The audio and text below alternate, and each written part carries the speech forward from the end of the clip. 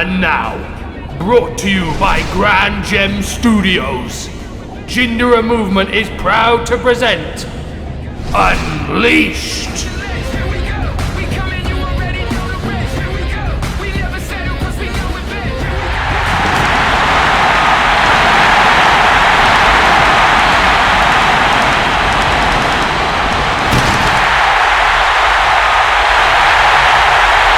The excitement in the air is electric, which can only mean one thing. It's time for JaM Unleashed! Hello ladies and gentlemen, and welcome to our first ever pay-per-view event. I'm your host for this evening, as usual, the dread-headed dynamo himself, Daniel Martin, and I'll be here to call all of the exciting action that we have in store for you. But before we get into that, here's a quick rundown of everything that we have going on tonight. In just a few short moments, we'll see a steel cage lower from the rafters as two men with a personal vendetta against each other look to settle their score. After months of torture and pain, D'Angelo finally looks to bury the demon in front of him. But if Big M has it his way, he'll steamroll through D'Angelo tonight and finally get on the path to the opportunity he thinks he deserves. It will be championship action after that, as the first ever championship here in JaM, the Twitch Championship, will be defended inside of a Guardian Angel match. After months of dirty tactics to win and retain the championship of Twitch, Marcus Vendetta finally got his just desserts when the man he injured, Blake Blackheart, returned on the last episode of Redemption to pull a fast one on the king of glitter and gold with some not so clean tactics of his own. As a result, our general manager, Cameron Bash, has officially made this match a Guardian Angel match, with himself appointed to be the Guardian Angel, meaning he'll be watching the match from backstage with all the camera angles to his disposal and with all the officiating power of a referee. With Bash watching over this one, for the first time ever, we should have an uncontested Twitch champion. We'll be leaving the arena and heading 30 minutes south for this next one, as Esno and Ortiz get set to do battle in the forest in this backwoods brawl match. The rules of this match are unclear, but what is clear is how personal the rivalry has gotten between these two men. They have broken everything in their path to get at each other, so there's no telling what these two animals might do to each other inside the woods. Either way, this one is sure to be something that we've never seen before. And speaking of things we've never seen before, this next one will see two beings of unknown origin go one-on-one in a battle of the gods. The Frozen Titan, Virgil Snow, has been leaving an icy path of destruction everywhere he's been since arriving in JaM. But there has been one man watching over him, seemingly looking to keep this reckless monster in check, and that is the God of Thunder, Colby Jordan. I don't know what we can expect from this one, but one thing is for certain, and that is that I'm praying for everyone who's in attendance here tonight. If we survive the Battle of the Gods, then we'll be moving on to one of the most anticipated matches in the history of this company, the King of the Hill match. Now the rules to this match are simple. One by one, men will enter the ring and compete in singles competition until a one fall. When a fall is reached, the person on the receiving end will be eliminated, and the next person will then enter the match in gauntlet match style fashion. This will continue until there are only two men left in the ring, at which point ladders will be introduced into the mix, where the final two men will climb to reach the prize hanging above, the JaM Mercury Championship. With 11 men all in all set to enter this match, it could truly be anyone's game. Who will walk out the first Mercury Champion? And then finally, in the main event of the evening, we will see the single most anticipated match in our company's lifespan. The finals of one of the hottest tournaments the wrestling world has ever seen. The JaM Lionheart Championship match, as the finalists Andre Delano and Jimmy Daro look to claim the prize and have the right to say that they were the first person to hold this championship. what started as a fiercely competitive tournament has quickly devolved into a personal rivalry, as Andre Delano went out of his way to hit Jimmy Daro with his car on the last episode of Redemption in an attempt to try and keep him out of this match. However, it didn't keep Daro down for long, as he came back swinging his bat in vengeance to close the show ahead of our event here tonight. As a result of these actions, the two will now meet inside of an Extreme Rules match, and if their actions against each other already are anything to go by, this match is sure to be nothing but pure carnage. But who will walk out as our first world champion? Find out in our main event.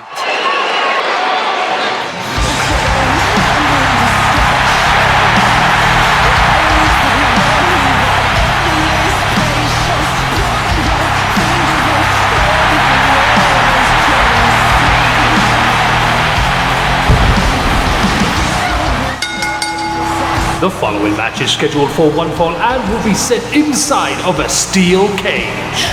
Introducing first, from Winston-Salem, North Carolina, he is the antisocial face of arts, D'Angelo!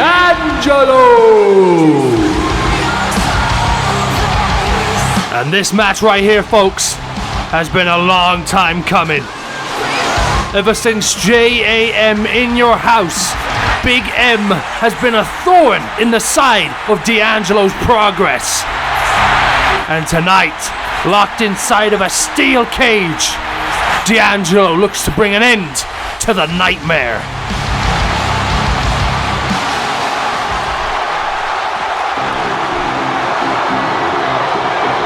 And speaking of, here he comes now.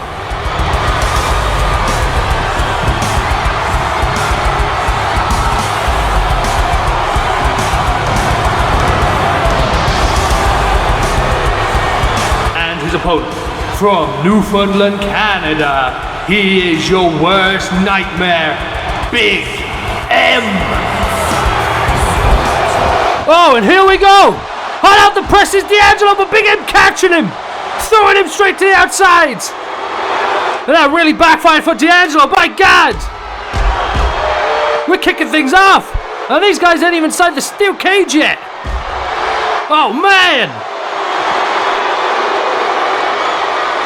Oh, Big M pointing up to the steel cage there. Letting everybody know to get ready as he tosses D'Angelo into the steel steps. And they may look wooden, but it's unforgiving steel under there. And Big M doesn't seem to be trying to get in the ring, but D'Angelo now landing on his feet. Big M staying on his. Oh! Through the barricade goes D'Angelo! And by God, this match hasn't even started!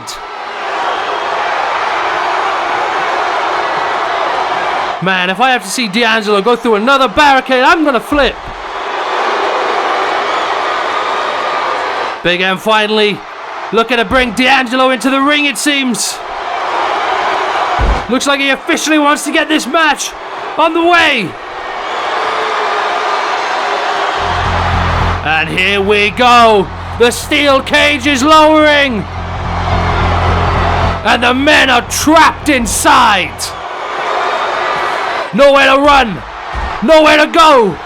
No interference. It's just D'Angelo and Big M now. And Big M keeping up the pressure from that onslaught on the outside. Oh God! D'Angelo surviving again! Off the ropes here! Oh, targeting the leg! Going after the leg of Big M! But the big man stays up!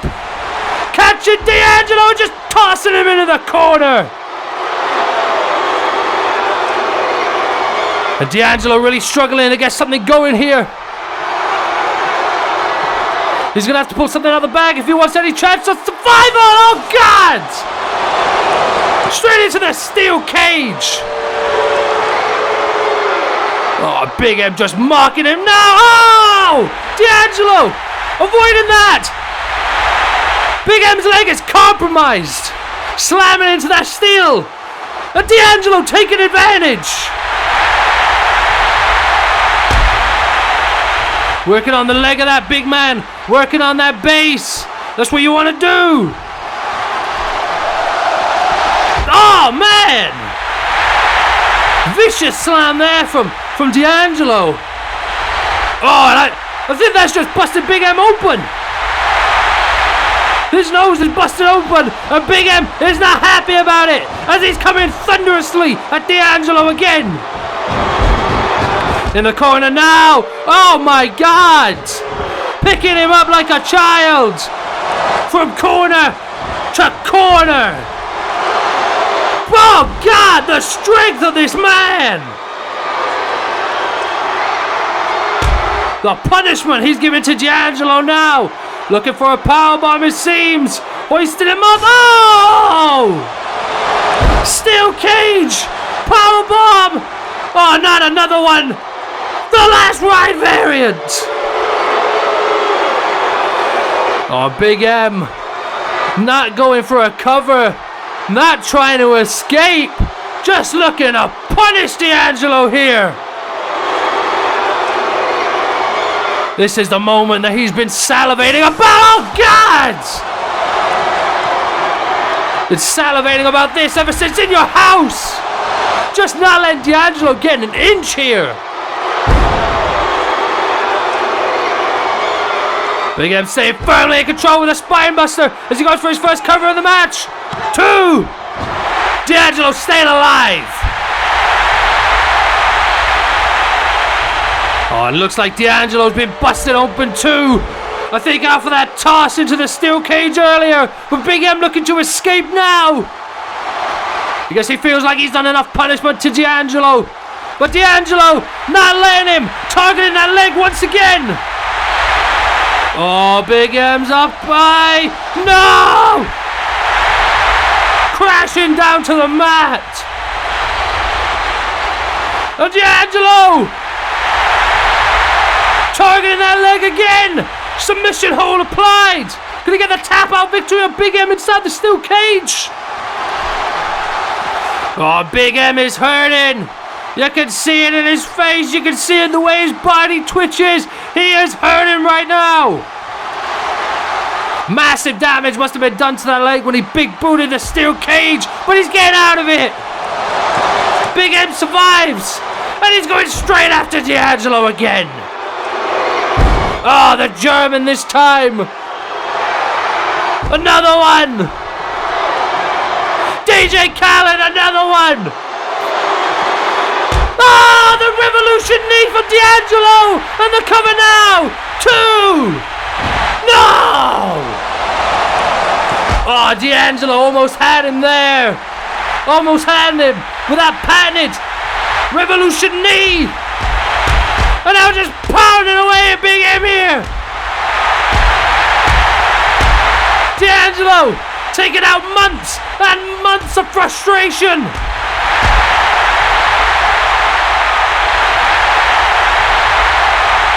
This crowd is firmly behind D'Angelo. D'Angelo feeding off their electricity as he's going for the DRS cutter here. No!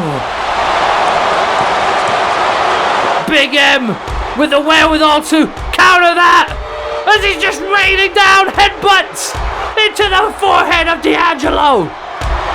Oh my God! This man's a monster! Just busting that nose of D'Angelo and even more! The strength! And I wouldn't have been surprised if that was it, but D'Angelo fighting to stay alive! There's Big M now, with a submission of his own. Wrenching on that upper back, the neck and head of D'Angelo that he's been working all match. Oh, that crowd is with D'Angelo right now, as he tries to fight out. Come on, D'Angelo.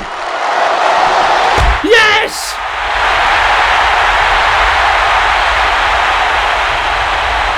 Now D'Angelo is the one in control! As he's just slapping Big M here! Working on the leg again! Not enough to take the big man down off the rope! Ah, but that was... And make that a duo drop kick! D'Angelo in control of this match now. May have Big M right where he wants him. Backed up into that corner. Working on the leg some more. Oh, God. And you can tell D'Angelo's game plan here. But what's he doing? Oh, God!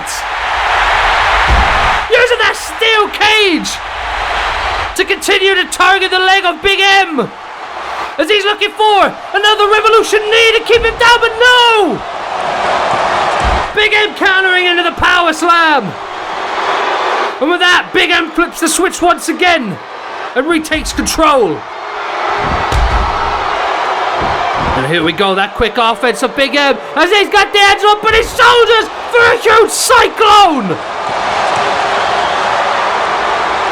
Taking the antisocial face of Arts down on the mat.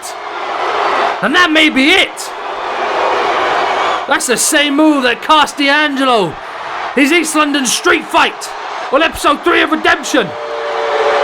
But D'Angelo trying to come to as Big M looks to escape.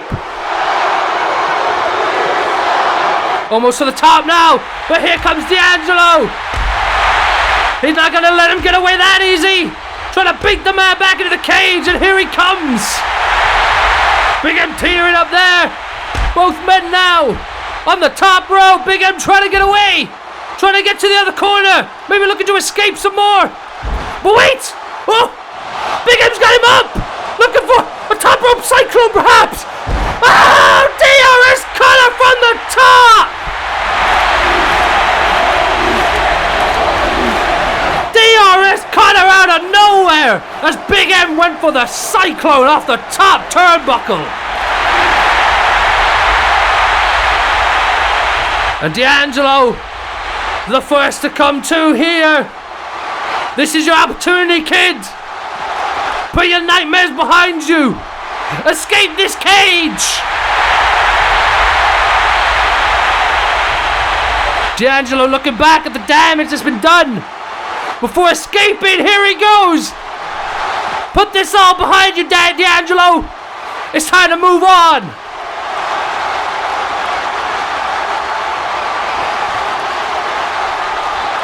Oh, Big M's coming too. D'Angelo better hurry up and get down from there. You better hurry up. He's taking... Wait a minute. D'Angelo! What are you doing? What are you doing? Oh my God! Big M just slammed D'Angelo through this steel cage!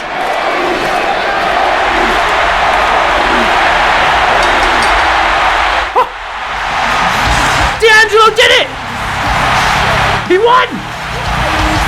And I think, even though Big M was able to slam D'Angelo through the cage, the damage to that leg had already been done. He collapsed on it. And that's what allowed D'Angelo through a few extra seconds to get his feet to the floor first and win this match. As we take a look back here, folks, that's some of the punishment that D'Angelo had to endure at the hands of Big M. But it wasn't one-sided at all, as D'Angelo picked his target and made it his mark. Constantly going after that leg of Big M. And seemingly, the strategy has paid off. We'll check out the replay here in just a moment, but if those few extra seconds bought that didn't allow Big M to escape the cage is what allowed D'Angelo to win, then man, game plan went well. Damn, you see that right there. Slamming the leg into the steel cage. Huge damage done there. Also Big M booting the stage himself earlier in the match. There was nothing but consistent damage there. Oh, and this cyclone could have spelled the end for D'Angelo. That could have been it. But he found it in him to survive a little bit more, to come back to climb the cage with Big M, to pull him back into the ring from the top. Now we all know what happened next. If D'Angelo is one thing, he is resourceful with those DRS cutters. As we see Big M look for the Cyclone here, and D'Angelo countering it into a DRS cutter off the top. But I don't know what was going through D'Angelo's head here. He had the match. All he needed to do was climb down. But I think this man had a point to prove. After all the torment that Big M has put him through over the last few months, D'Angelo wanted to leave an impact. But a last burst of momentum from Big M turned the tables on that for D'Angelo. But that leg work seemed to be what did it. Seemed to be the thing that secured this victory. Congratulations, D'Angelo.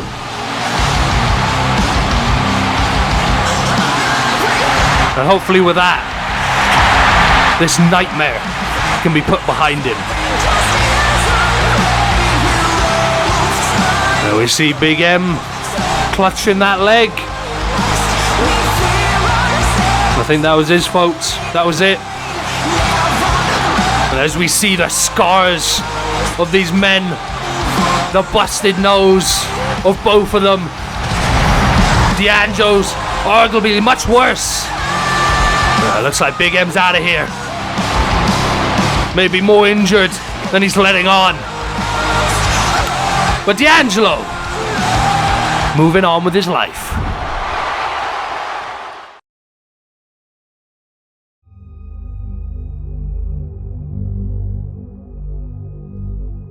Failure cannot encompass what it is that I am.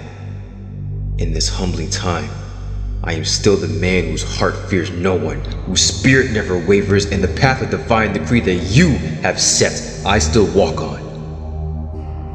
But Father, what I need from you is to show me the path one more time, so I can cleanse myself from the cloak of failure and put an end to the mediocrity that stands before me.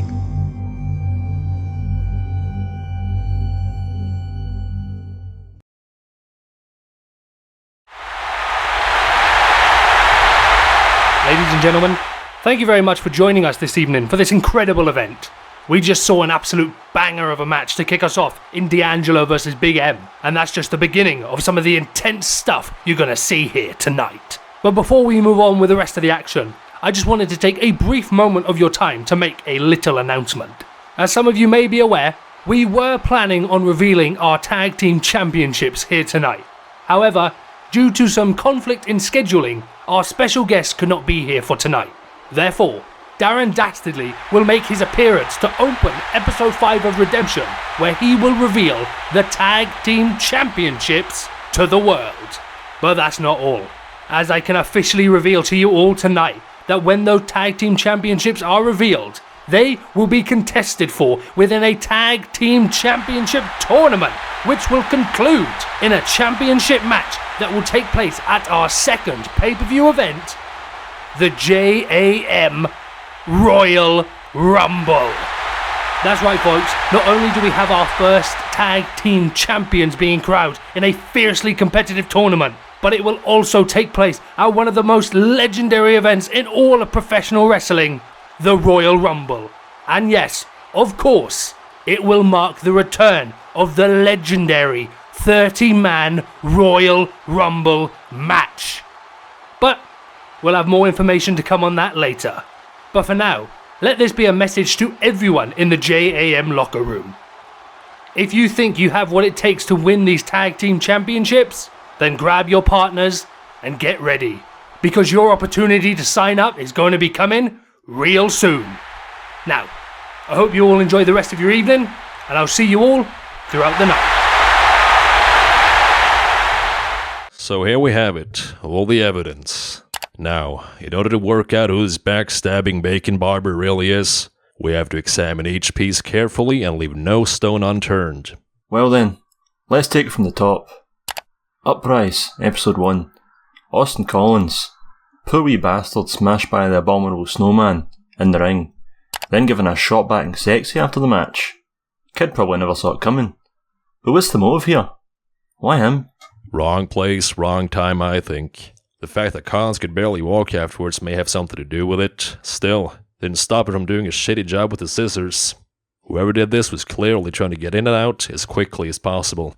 Did you manage to pull up the security footage from that night? Nope. All scrubbed. You see Collins walking in the locker room, and then it's dead. Nothing for there. Damn it, this isn't enough. We'll have to keep looking.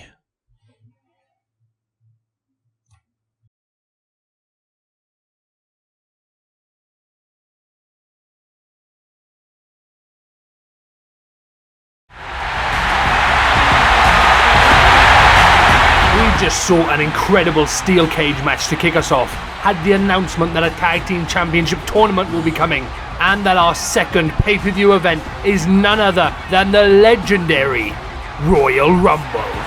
Let's say we're off to a pretty good start here tonight.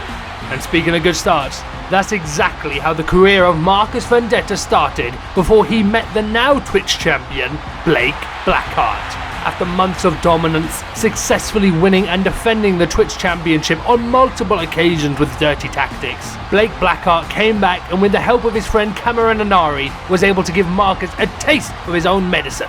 Now with Cameron Bash making this match a Guardian Angel match, with himself assuming the role of the Guardian Angel, there's no way dirty tactics are going to fly in this one. Who will walk out the rightful JAM Twitch champion? Let's find out.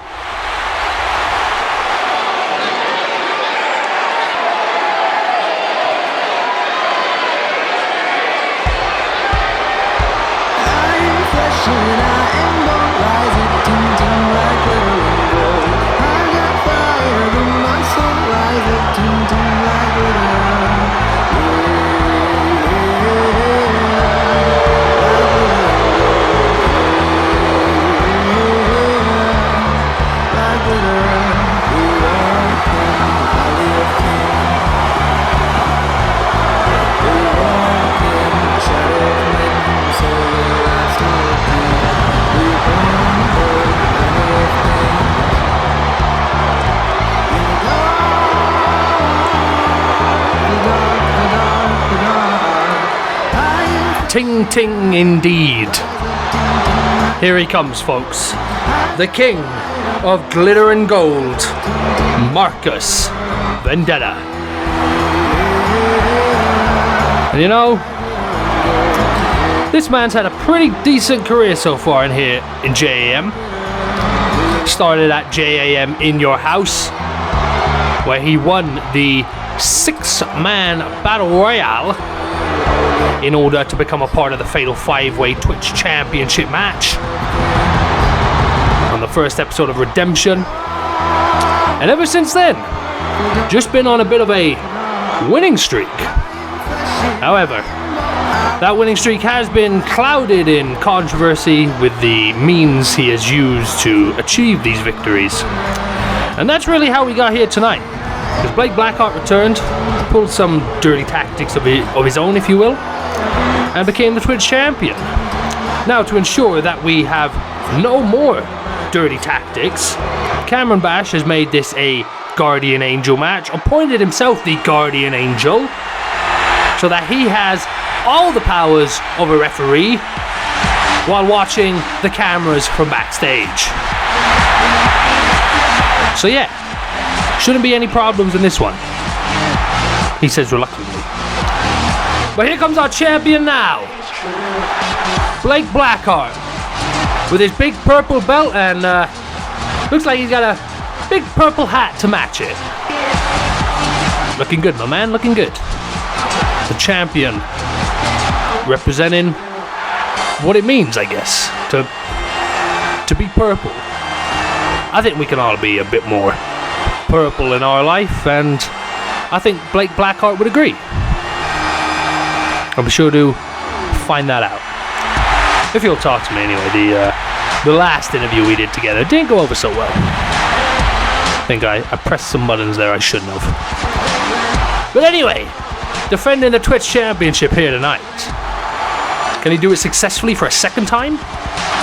The following is a Guardian Angel match scheduled for one fall and is for the JAM Twitch Championship. Introducing first, the challenger, residing in Hollywood, California. He is a former Twitch champion in his own right. The king of glitter and gold, Marcus Vendetta!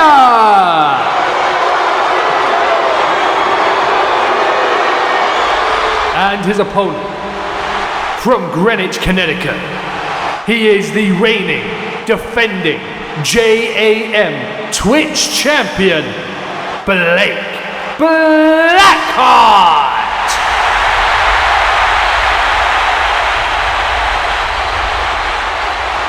And here we go, folks. Champion and challenger, a tale as old as time. Who will walk out? The Twitch champion.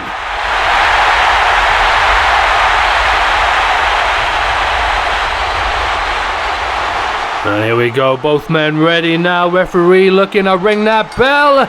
And the match is officially underway.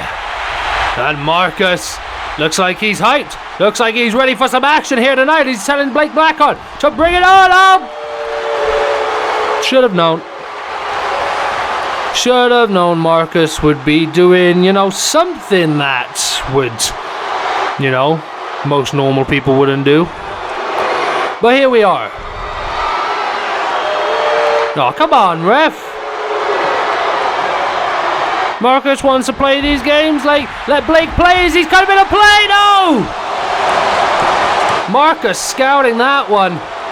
Almost baiting him, perhaps. As he's coming in now. And going straight after that leg of Blake.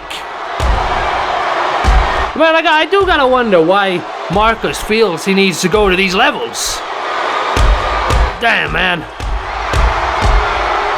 Trying to take a page out D'Angelo's book, it seems. Really don't want to see Blake walking after this match. But yeah, I don't know why Marcus needs to use these tactics, man. We saw him in that 6-man battle royale at In Your House. And he was great. Oh. Great, competitive. Knows how to keep control on his opponent, just like he's demonstrating here. Man doesn't need the cheap tactics. I don't know why he brings it. Now pressing the knee on Blake there. Not letting Blake get an inch. Oh! Transition nicely. Look at that senton. 1, 2. No. Nice transition there for Marcus. As he keeps the control here on Blake. Going for a side headlock now. And who knows, man, maybe this is Blake's superpower.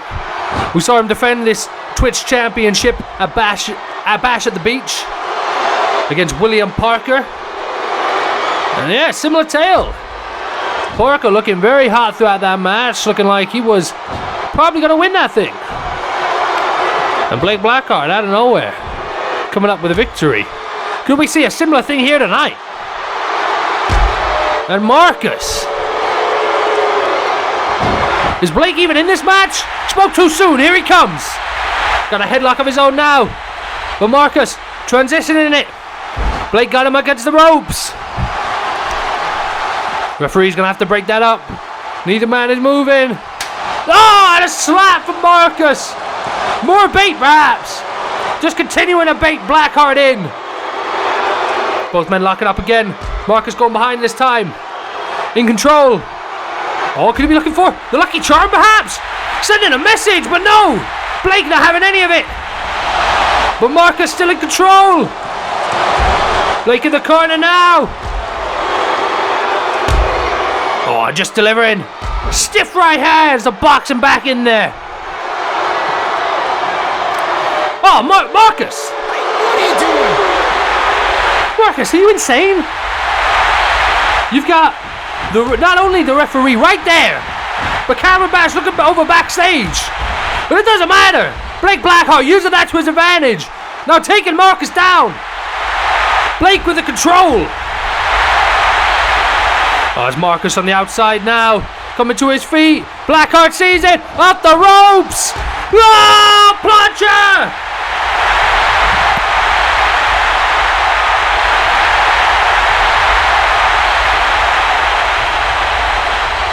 Blackheart feeding off the energy of this audience. Looking to get Marcus back in the ring perhaps. Maybe looking for a cover after that big move. But no. Maybe some more damage on the outside perhaps. There's Blake taking Marcus for a walk. And slamming him into the barricades. Big momentum off that walk. And here we go now. Got him up. Oh, flapjack right onto the wood.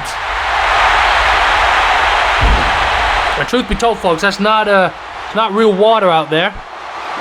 But I would venture to say that's probably softer than the wood out there. And Blake back in the ring now, calling for Marcus. But looking to catch him at the apron. Blake's got him. Looking for something, a DDT behind, but no!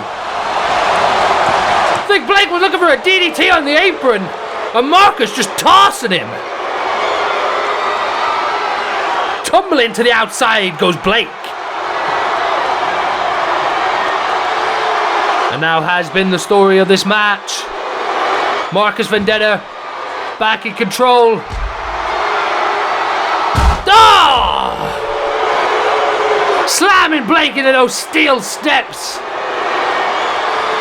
With force, with impact. We're going to send a message with that. And this is quite fitting, you know, folks. When Marcus injured Blake on the first episode, he was on the outside of the ring. He was in no man's land. He was in the place where they shouldn't be. And you can see them fighting. But wait! Marcus! I'm warning you, keep it up! Yeah, that's it, ref. I'm doing my job. Get him! Marcus trying to cheat again! What are you doing, man? I don't think Marcus understands the point of this match. But Blake! Blake does! Blake keeping it down the middle. Blake keeping it fair and square. He's coming back now. Marcus seems dazed of the impact of that big move there. Blake got him now. Coming off the rope. Ducking under. Ducking under again, but no! Blake accidentally tumbling into the ref. Oh, the low blow for Marcus. The low blow! What's Marcus doing? What? Marcus with a steel chair! Karen Bash got to do something about this, right? Where's this guardian angel at? Blake, look out! Blake! Stay alive! He got it! What? Oh! Oh! I see what he's doing! Ah! Looks like the ref has caught Marcus red-handed. Blake back up now. Don't think Marcus knows, and he certainly does not. There's Blake coming at him now with thunderous clotheslines. Marcus backing up in the corner. Blake now. Oh! Kicking it back into the ring. And Blake from the apron, looking for something big here. Oh, but no! Whatever he was looking for, Marcus counters in the spinebuster too. Oh! And that was a close one. We could have seen a new Twitch champion right there. But Blake, Marcus on top now. Now on the mat. No, Marcus. Marcus getting out of here. Once again, Marcus, the action is that away. And Blake Blackheart looking to show him the way. Here we go. Both men back in the ring now. Oh, but wait! Vendetta! Vendetta with the roll up! 1, 2! Oh! Oh my God, that could have been it. For so many moments, it's been so close for Blake. But Blake Flip it out! Pele kick! Taking Marcus down! And Blake may have Marcus right where he wants him here. On the apron. Oh my God! Running sunset flip powerbomb! Right on the outside! Oh, and that's got to have done some serious damage to Marcus now. As Blake going up top. Looking for something on Marcus now. But Marcus catching him. Got him up in the powerbomb. Wait! Blake staying alive. Whoa! Whoa!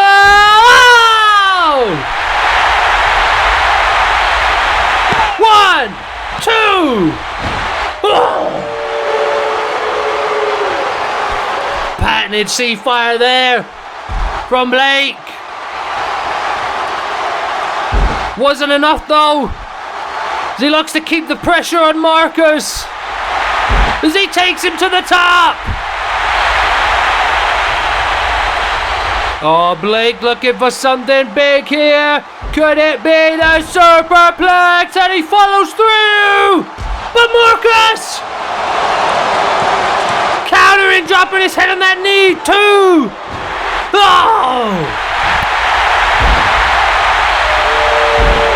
Oh, Marcus not happy, looking to go up top again, but Blake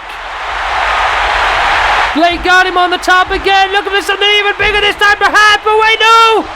Marcus rolling through again! Powerbomb!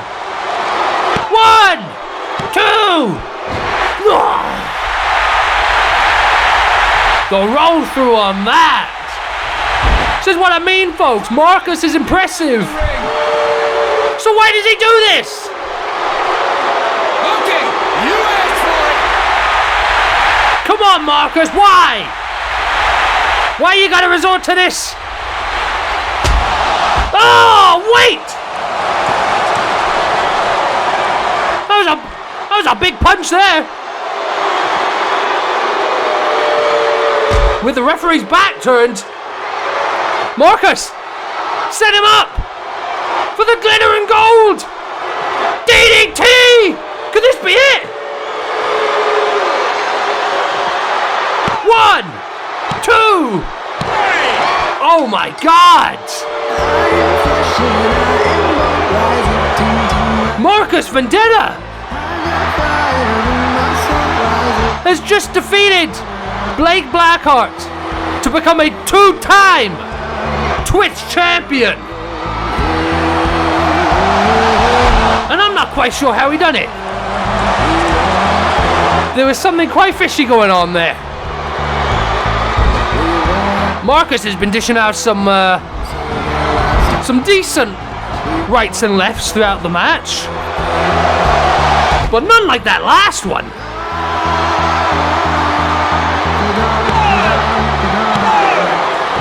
Something smells off about this one, folks. I'm not too sure. So an impressive match here, gotta say. And again, I just want to go ahead and record. Maybe hearing these words will make him have a change of heart, but Marcus, an incredible performer. Just look at this. That's not a cheap tactic. That's not a dirty trick. That's just wrestling ability. Get back in the ring. So the fact that these are the levels he stoops to, I just can't understand. Now we see he took the Twitch title off him, and that's what allowed Marcus to pick up the victory. Glitter and gold DDT, 2-time Twitch champion. If only he could do it cleaner.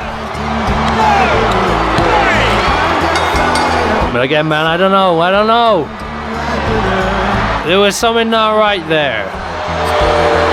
There was something off with that whole thing. I know we're near the ocean here, but I'm smelling a different kind of fish. It's real fishy in here. Well, I guess that's it, folks. Marcus Vendetta. Wait!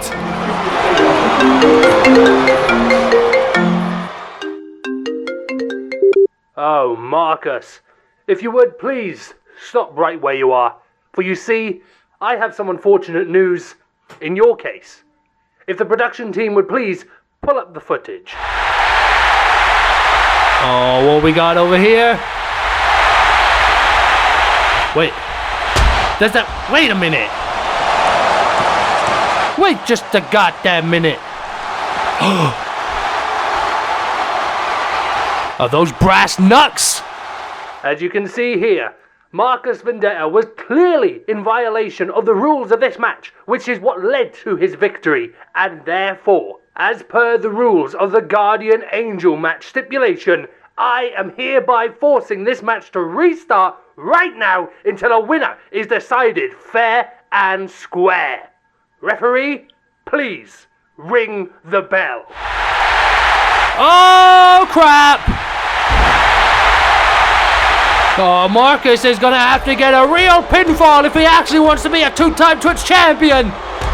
And he's going straight after a down Blackheart here. Not looking to let up an inch. He wants this title and he wants it bad. As he's setting up again for another glitter and gold DDT. But wait! Blackheart! Flipping Marcus out of it. And Marcus coming back to his feet now. Blackheart with a butterfly suplex rolling through. Butterfly suplex rolling through. Whoa! The patented face buster of Blake Blackheart. Could this be it? 3! Blackheart retains the Twitch Championship. And now we can see the true replay for the true finish to the match. As Blake Blackheart managing to reverse another glitter and gold DDT there. Following up with a plethora of butterfly suplexes before his devastating finishing maneuver to reclaim the Twitch Championship.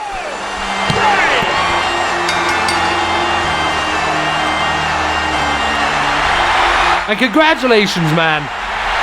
Blake's been a great champion, especially off the back of what Marcus has been doing. Nice clean defense against William Parker at Bash at the Beach. Nice clean defense here tonight. That's a respectful champion right there, folks. Give it up for your Twitch champion, Blake Blackheart. I love this mad cat.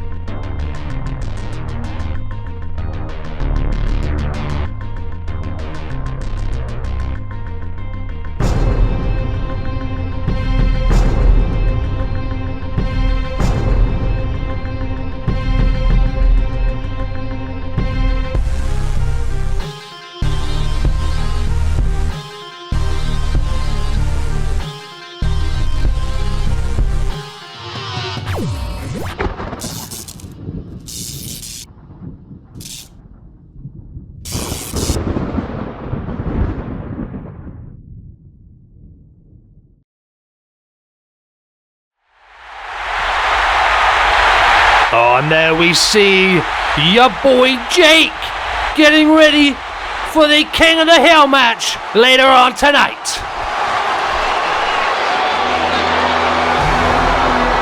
Oh. Well, it looks like before we get to any more action, we're joined here by a special guest.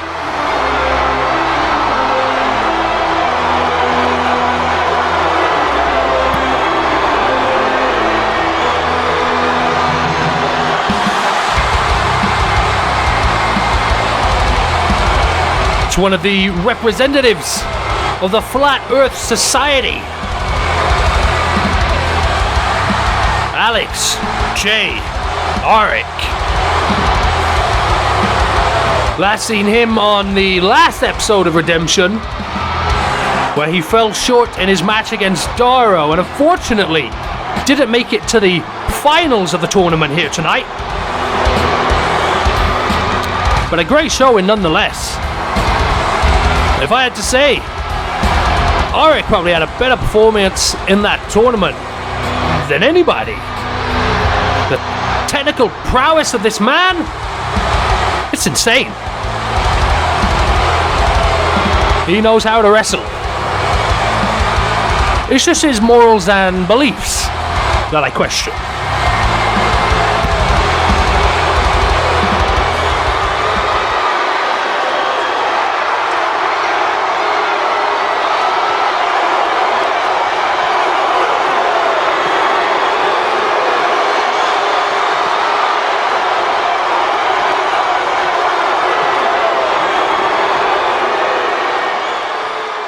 Ladies and gentlemen of the JaM universe, trust me, I feel your pain.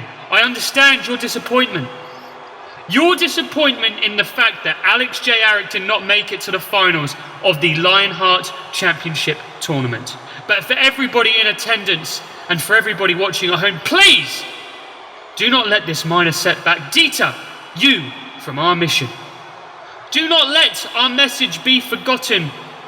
Our message was still signed, sealed, and delivered. And the global eyes, they're coming closer to being exposed to the masses. In fact, the message has grown so much, at such a rapid pace, that someone else in the locker room has risen up to the occasion. My message is even starting to inspire some of the great men and women who work for this fine company. And today, I'm here to introduce one of these people to you. JaM Universe, please allow me to introduce the hero of Puerto Rico, Julio Martinez. Wow, okay. So, we last saw, or when we first saw even, Julio Martinez at Bash at the Beach, when he competed in that 6-man newcomers gauntlet match for a spot in tonight's King of the Hill. And unfortunately, he fell up short. And you know what? Not even. This man intentionally got himself disqualified by swinging a steel chair at an opponent that he was frustrated that he couldn't beat. And it looks like Julio may have found another opening here to be a part of JaM.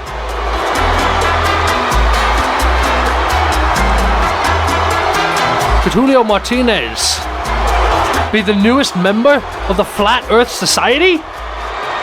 Julio, you have been through so much. Your story is truly one that is so inspirational. I couldn't deny you. In the same way the machine denies the people of the truth, and the truth is, Julio shouldn't have to relive those lies that he's been told. The truth is, Julio shouldn't have to explain what should already be common sense, and for that, my friend, I will tell your story for you.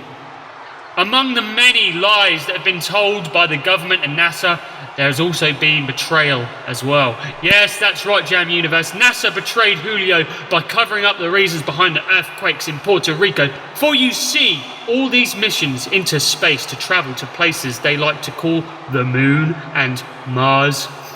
I'm sure you've already guessed by now, because of course, this is more lies.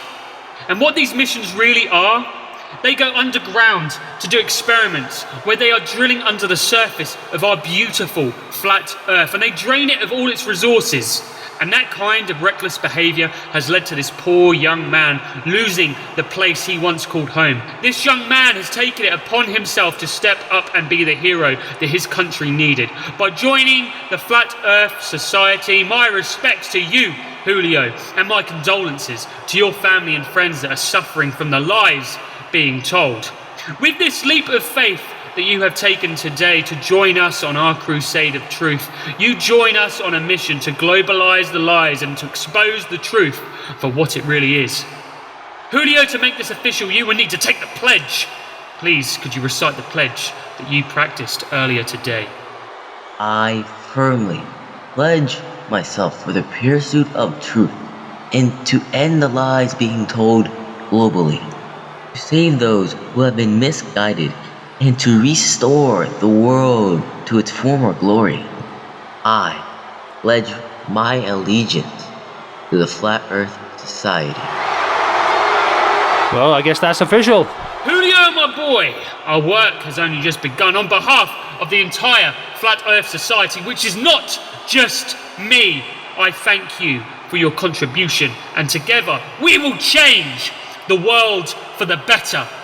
Because there are three things in life that are true. The grass is green, the sky is blue, and this earth is goddamn flat. Well. Looks like the Flat Earth Society has officially gained another member in Julio Martinez. And Auric now has a disciple under his wing.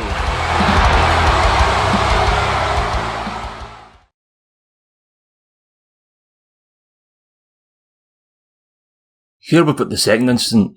Redemption, episode 2. Danny and Chris, two members of our fine production team here, laid out and made out a pair of baldies. 20 minutes flat. As you can see, the attacker took advantage of Ortiz's attack on Esno at the end of the show, and did the deed during all the commotion. Yeah, and I'm guessing the security footage is gone there too, huh? Aye, you'd be correct. You know, there couldn't have been too many people still around the arena towards the end of that episode. In fact, I'm sure it was a smaller show that night anyway. By the time this all happened, the only people who would have been there was me, you, Cam, the people in the main event, and the crew. Well, VB, it's your lucky day, because I ran a check on who had clocked out by that point in the night, and you're right. Only people still here were me, you, Cam, Arik, Puresno, Ortiz, and the production crew. Wait a minute. Pull up the footage from episode 4. Aye, you mean the tape of you letting them bolt? Ben, shut your mouth and pull up the footage. It's VB and Ben. Looks like they're ready to leave here tonight as they get prepared to launch their investigation at Unleashed. Ah! What the hell? What was that? Oh my god. Is that another shaved head attack victim? Oh my god. And You know, this is pretty weird. I get that Bash had appointed as head of the case an hour before this attack, but why go through all the effort? Surely Ben would have been easier, no? Wait, look there. Zoom in enhance. That asshole's wearing a production crew shirt. Wow, good eye, Inspector Gadget. Get us a list of all the people in the production crew. I want this asshole's name.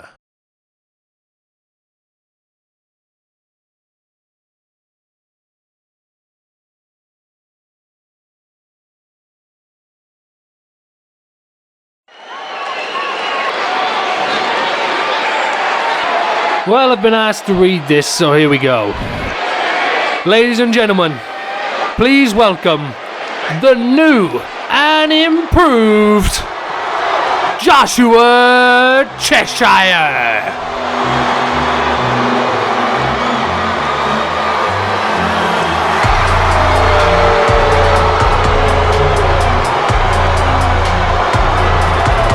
You know what? I'll give it to him. I'll call that an improvement. This boy scrubs up good. Not bad, not bad. Got some class going on now.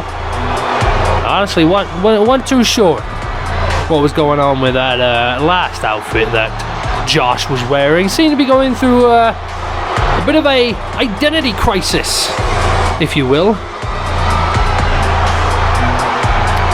But based on what I've been able to gather, this seems to be more of a return to true form for Mr. Cheshire.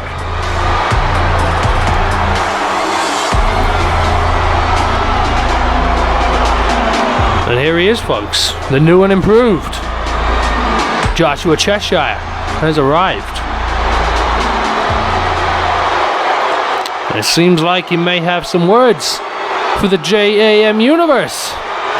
I wonder if he'll go better than last time.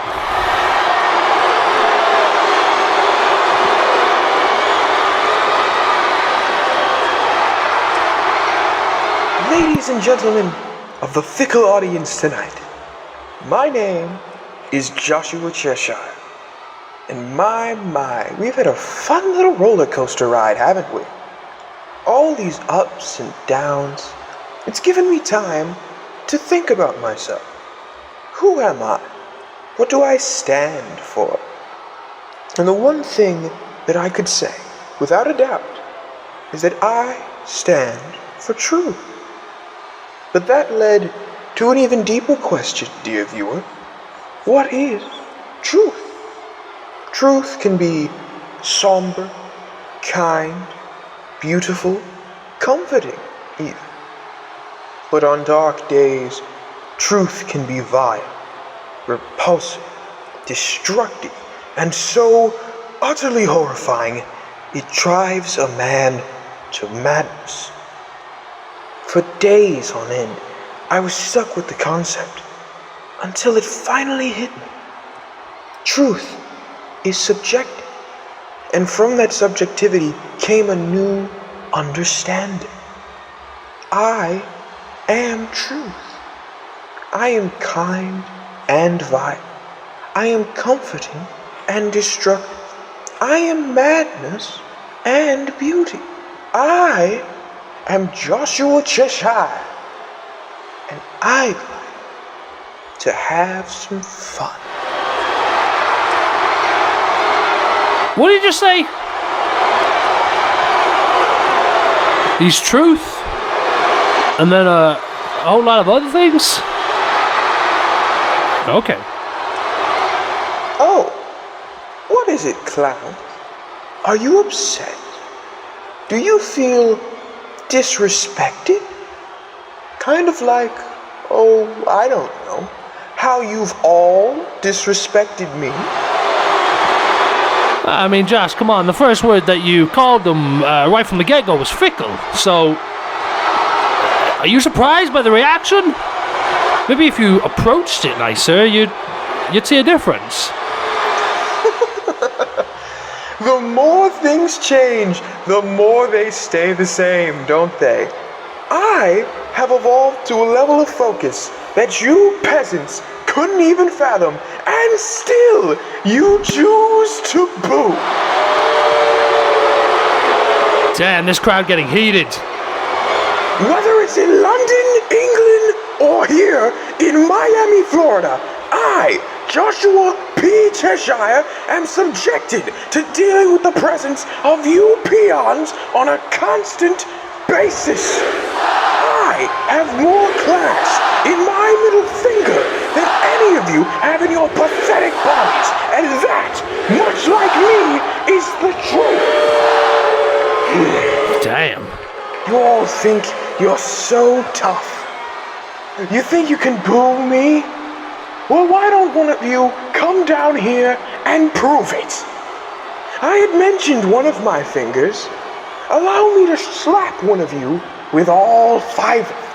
I am sick and tired of you worthless scum booing me when you haven't the faintest idea of how to make it in this company. So please, if you have a problem with me, come down here and face me like the pathetic worm you are. What? Is he calling out the audience? Well, it looks like someone's answered the call. Is this allowed? Did someone from the crowd just come in? Oh! Oh! Oh, he's got some moves for Josh. Josh might live to regret this. Looking a bit foolish now, is he? Is this random stranger giving it to Cheshire? Ah! Oh, he scouted the second clothesline. But Josh came back with something else. Oh, come on, Josh, come on. Josh! Josh, that's a paying customer, dog.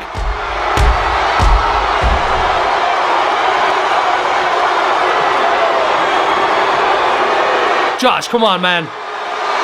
What are you doing?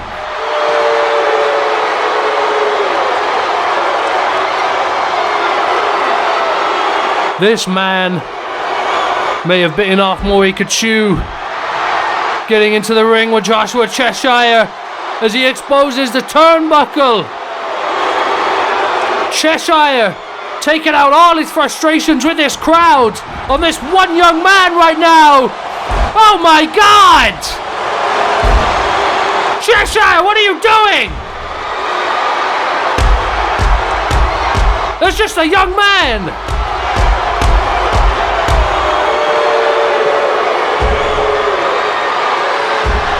Oh man, Josh! Leave it alone!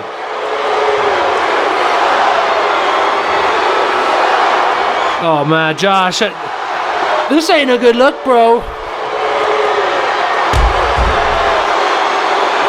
Josh's most dominant performance so far has been against this random in the crowd! As he just stomps his head into the mat!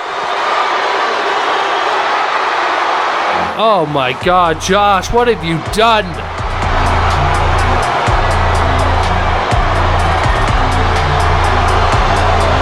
I can't believe that, folks. That wasn't cool. But Cheshire seems to be awfully proud of himself.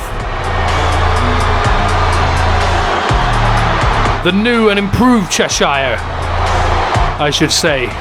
Oh man, looks like Josh has beat that man up pretty bad. We got a ref in there to determine the situation. He's called for that stretcher. We're gonna have to get this young man looked at, and hopefully JaM's not liable for that. With Cheshire issued the challenge, that man jumped the barricades.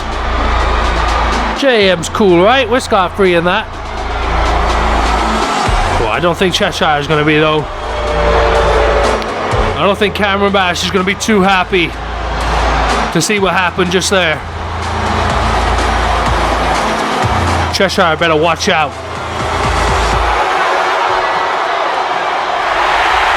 Well, with Julio joining the Flat Earth Society and Joshua Cheshire revealing his new self to the world, it's certainly seeming like a night of rejuvenation for a lot of these superstars. But a second chance isn't what these next two men are looking for. Oh no. As Esno Hawaka and Extreme Ortiz get ready to do battle inside of a backwoods brawl match. This match is sure to be nothing but absolute mayhem, but who will be able to survive the night and walk out of the woods in one piece?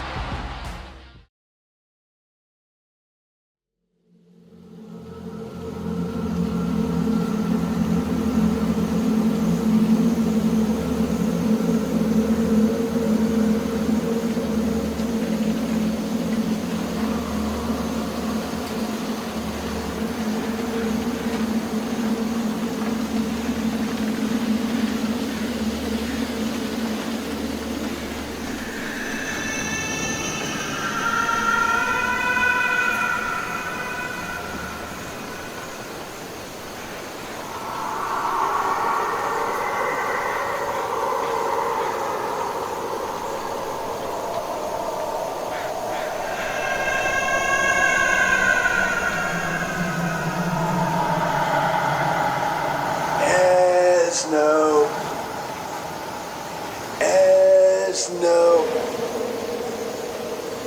where are you? I know you're around here somewhere.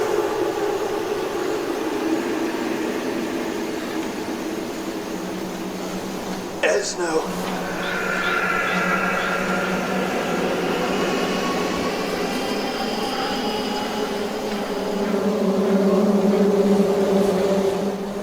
Come out wherever you are.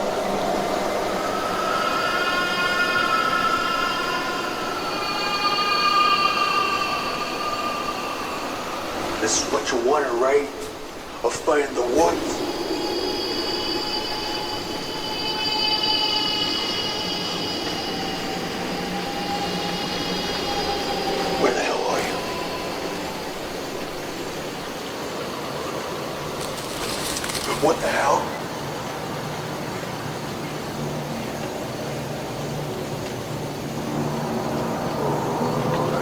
Ortiz.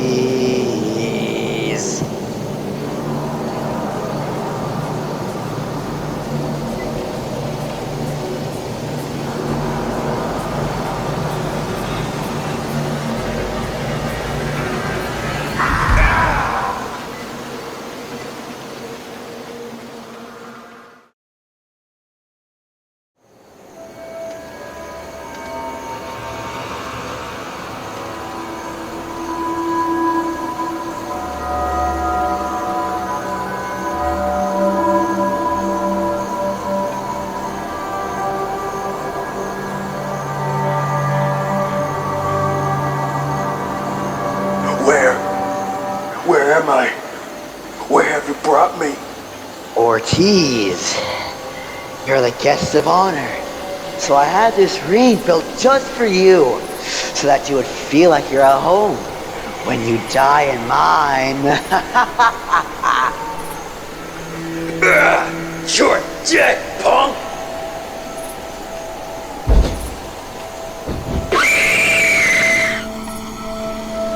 Hello? Are we here? Can you hear me? I think we're through, finally. Commentary coming through for this match. And so far, we've seen some strange things already. What the hell was that?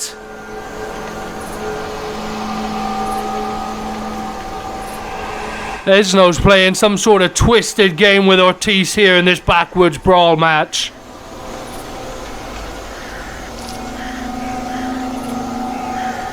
This man, Ortiz needs to come up with something if he wants. What? What the hell? What was that? A flashbang? And Esno is stunned. Ortiz brought a flashbang to this match. I've seen it all now, folks. And there we go. Ortiz now looking to lay some punishment on Esno as he wrenches on that neck in the middle of this ring. There's no staying alive. But a stunner taking Ortiz back down to the mat, and now he seems to be biting him. As Esno has become known for. Now he's gonna have to be careful. Ortiz more than anything that he doesn't catch something. After Esno bit that bunny. Oh, and speaking of which, in the same way that he did to the bunny rabbit, biting the hand of Ortiz. Oh, you want to eat? Eat this! Oh, God! Forcibly sticking the hand in his mouth now. You want to eat it, Esno? Here you go. Esno coming back, though. Not staying in that for too long. Is he looking to deliver a flurry of his own now to Ortiz? But wait! Ortiz thought he's going for another chop. Went to cover it. Is that referee okay? I just noticed. Oh God. I hope you're okay, sir. What did Esno do to him? Anyway. Esno now with Ortiz in the corner. Ah! The double chop right to the chest. As he has Ortiz now in the corner, right where he wants him, perched up on his neck. Oh! Driving those knees into the chest of Ortiz. And Esno now fully in control of the match. You can see this match is definitely going a lot different from how any other normal match would. There ain't anything too technical about this. These two men are just trying to hurt each other. Oh, Esno now. Got Ortiz on top. Looking for something, but Ortiz booting him away. Esno back to his feet. Ortiz on the top with the elbow. A patented diving elbow of Ortiz as he brings Esno back up to the vertical base to put him in the corner. Oh, big punches to the gut now. As Ortiz now looking to take Esno to the top. But Esno looks like he has something to say about that. But Ortiz shut him down again.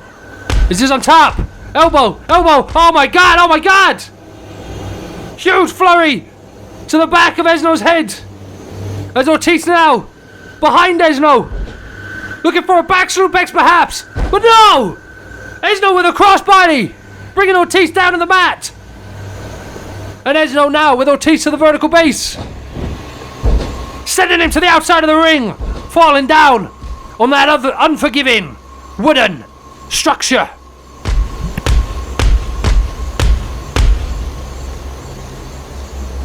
And it was wood just like that, similar to that Ortiz dropped Esno's head on the second episode of Redemption.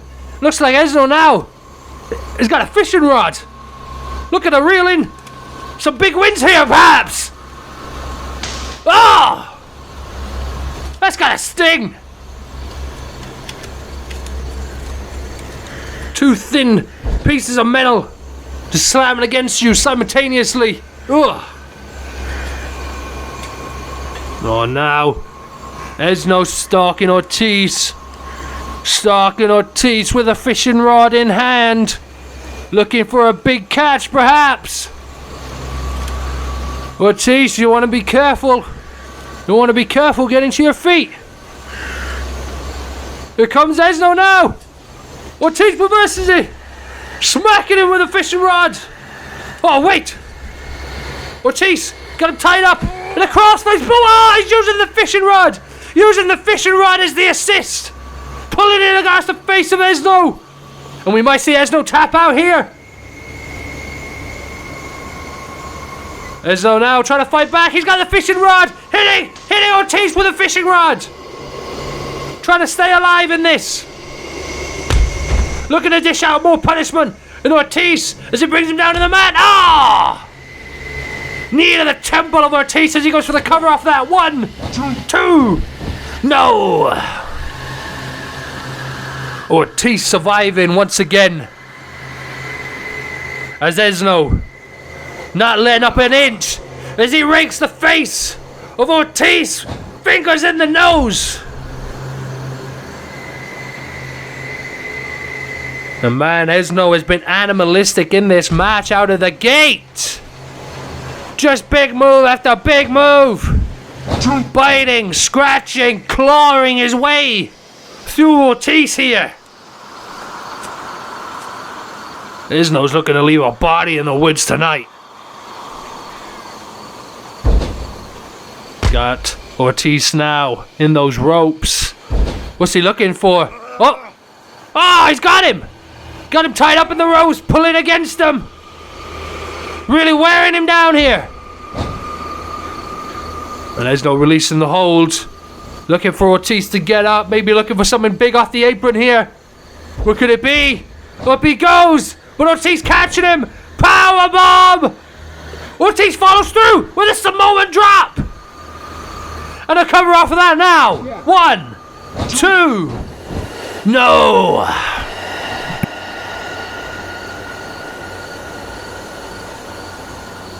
How much more ruthless can this match become? Why won't you die? Oh man.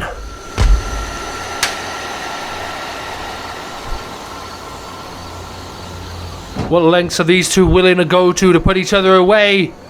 As Ortiz there rolls through into the GTS in the German and another cover. 1, 2. Oh, this ref, whatever's wrong with him, seemed to be a bit slow getting the pin there. That could have been it. I don't think Esno would have kicked out if the ref had gone there sooner. Oh, now Ortiz just thundering away with those stabs on the chest of Esno. Fishing rod in hand. Just whipping the back of the man from the woods. Oh God. And now back up to his feet in the corner again as he runs at him, dishing out a flurry of strikes now as he looks to put him back on top. Ortiz wants to complete whatever it was he was going for earlier. And could this be it? Got him now Hoist it up for the superplex perhaps. Ah! Driving Esno's head into that top turnbuckle. Could this be it? 1, 2. No! Seemed like a brainbuster of sorts into that top turnbuckle. And Esno barely staying alive there. He's going to have to mount a comeback if he wants any chance of winning this match. However that's done, I guess by pinfall or submission it seems. And speaking of submission, Ortiz with another one locked in here.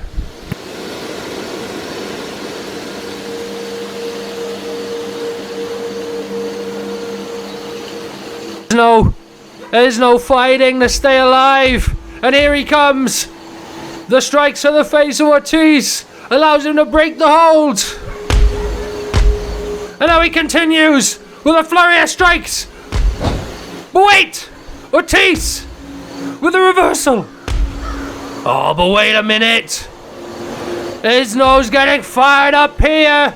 He's getting fired up. Feeding off the energy of this forest. His natural habitat. As he's bringing it to Ortiz now. Senton. Esno really feeling at home here. As he's bringing this high octane energy. Thundering at Ortiz here. Ducking it. Avoiding the punch there. Drop kick. Ortiz now with the strikes of his own. Esno. The back and forth. But wait. Super kick. Super kick. The duo of super kicks there from Ortiz. Taking Esno down to the mat. Oh! And Ortiz not looking to let up an inch. So he just sends him to the mat with a crossbody to the back. Oh, this is nothing but punishment after punishment here. Oh no, the fisherman driver. That's gotta be it. 1, 2. Oh! I thought that was 3. I thought that was 3, man. Esno barely getting the shoulder up there. As Ortiz keeps the control now. Esno coming up to his feet. But Ortiz using the ropes to assist him as he drives the knees into the side of Esno. Just wearing him down some more. Looking for the fall-away slam, but no! Esno hopping out of it. Oh! Looking for it! That big DDT! Double arm underhook DDT! 1, 2! No! And that's the same one that Esno delivered to Ortiz on the top of that car from episode 3. And it seems to be the move now. That's allowing Ortiz to mount a comeback. Esno mount a comeback, sorry. Esno looking for the headlock driver perhaps, but no! Ortiz looking to flip him out, but Esno survives! Whoa, what a Pele kick! What a ripcord Pele kick! Ortiz though, reversing the offense! Ripcord lariat! Answering with a ripcord of his own! As Esno falls to the outside, and Ortiz goes off the ropes! Thundering forearm block! Diving through the ropes!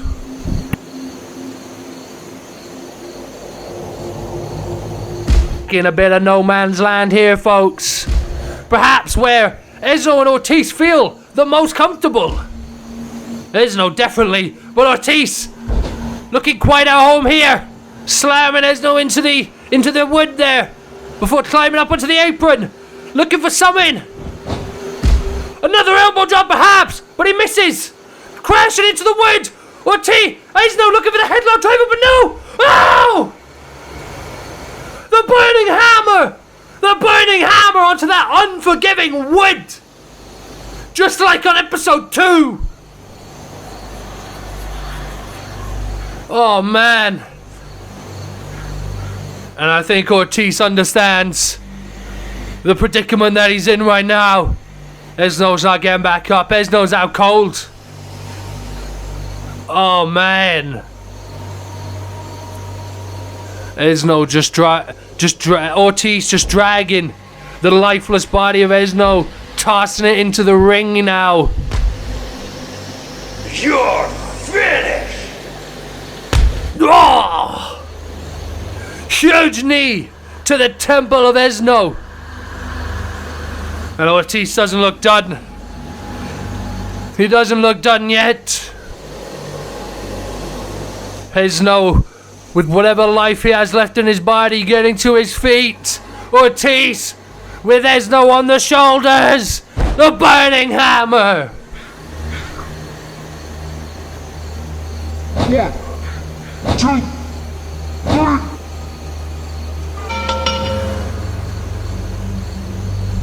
Oh my God.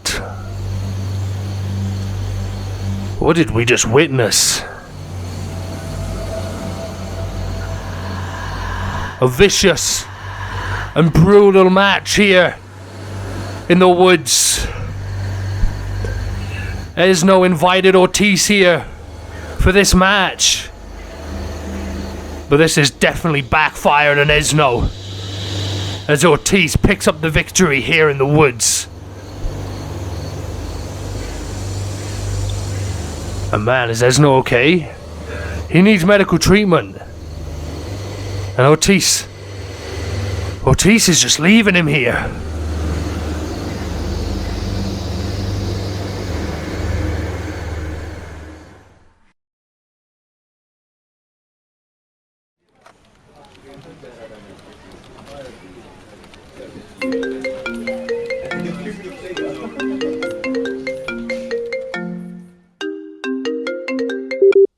I'm told you're the guy I want to speak to about my God problem. They didn't give me a name though, or in fact any details, so who are you? The name's not really important. I work for a classified branch of MI6, and we specialize in the particular type of problem you seem to be dealing with at the moment. Ah, I see. Please, tell me more. Of course, but there's a lot of things that you'll need to be briefed on to fully catch you up to speed. And I'll make sure, of course, that those files are sent over to you. So for now, I'll just give you the summary. Mr. Bash, there are certain men within your company with the ability to do things that no normal man can do. Things like make ice appear from the ground, or shoot lightning out of their fingertips. And I'm sure you've realized watching these things happen at first hand, these are no magic tricks. This is the real deal. We're not sure when it started happening, but these superpowered beings have been walking among us for quite some time now. The earliest sighting of these gods date back to 1986, but it's really started to amp up since around 2018. Why are they here? We don't know. But what they do while they are, that's pretty clear to us. They wreak havoc. The bombing of Camden, London in 2019. The collapse of the Severn Bridge in 2021. The mysterious disease that swept through Scotland, causing people to go deaf earlier this year. I'm sure you read a lot of different things related to these stories in the press back when they happened. But as you can imagine, those were all cover-ups. The truth behind each of those situations is that one of these gods is responsible for each and every one of them. And those are just the headlines. It seems to be at least once a month now that we get new sightings of one of those beings somewhere in the world. Jesus. So, what are we supposed to do about all this? Well, that's the thing I wanted to speak to you about today. The short answer is, we do nothing. You see, what you have in your company are 2 Class A level gods. The highest level threat that we used to rank them. Now the one they call the Frozen Titan, we perceive him to be a very serious threat. He first turned up on our radar at the start of the most recent winter, bringing the worst snowstorm we've ever seen along with him. And so far, he hasn't done anything too extreme, but his thirst for attack and battle man is only getting worse and worse as the weeks go by. We believe that's what draws him to your company, a regulated organization that not only allows him to fight, but also allows him be worshipped in front of the whole world. That's just a god's wet dream. And the other one, currently going by the aliases of Colby Jordan, possesses the power of Thor himself. Whether he is actually Thor or not, we don't know, nor it's relevant. Either way, the guy can still shoot lightning and summon destructive beams of light from the sky. But you'll be happy to know that he doesn't have the same types of thirst as some of these other gods. In fact, he's one of the good ones. You don't find too many of those, especially ones with power he possesses. I mean, if it wasn't for him, Lord only knows what this world would look like right now. What do you mean? Colby turned up on the radar around 2006, not long after the attack on the Parliament that same year. As you can probably guess by now, it was an Islamic terrorist like the media said. It was one of the scariest motherfuckers we have ever seen. It was as is the devil himself has raised from hell. Right in the middle of Parliament, a sinkhole just opened up, with fire and smoke flooding out of it. For once, it was a good thing that none of these lazy politicians hardly ever show up to work, because everyone in attendance that day ain't here today. It was horrific, uncontested power, arriving at the place where our leaders gather and just burning them all to a crisp. In our darkest hour, as the demon had taunted us for a week, he had finally began to rise from the pits he had created. When it seemed like this tiny insignificant island that now we call Great Britain was about to be engulfed in flame, like Superman, he flew through the air from an unknown location, directly into the Parliament building, where he tackled the monster back into the hell it once came. And ever since then, Colby has stood alongside mankind and averted catastrophe after catastrophe. He really has become our last hope. Wow. Didn't realize we had someone so important on our roster. So, what do you want me to do from here?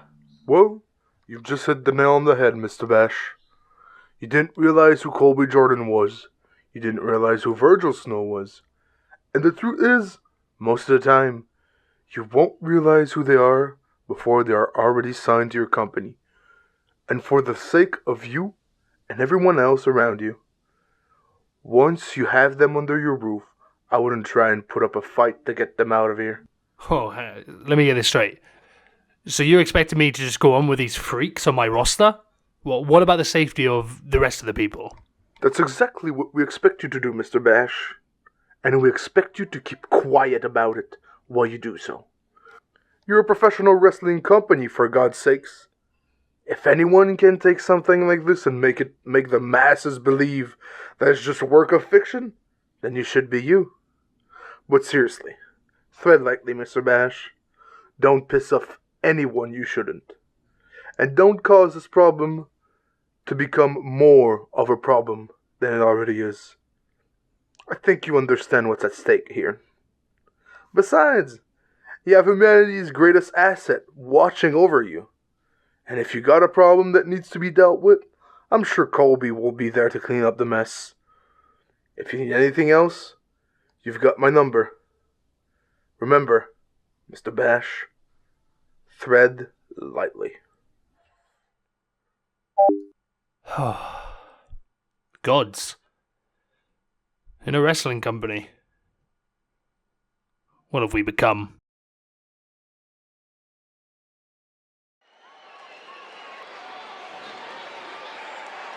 Yo, fam, come holla at your boy real quick. Listen, I'ma keep it real with you. There's some new gold here in JaM, and I don't know about you, but that gold on my rollie isn't the only gold I want to have. I'm too drippy for that, you feel me? So how about this? You stop doing these one-off, odd jobs for every random, crusty, dusty, musty-looking edgelord that comes your way, and instead you get on the payroll. I've heard about your skills. I've seen what you can do. We can make some real big money moves together, fam.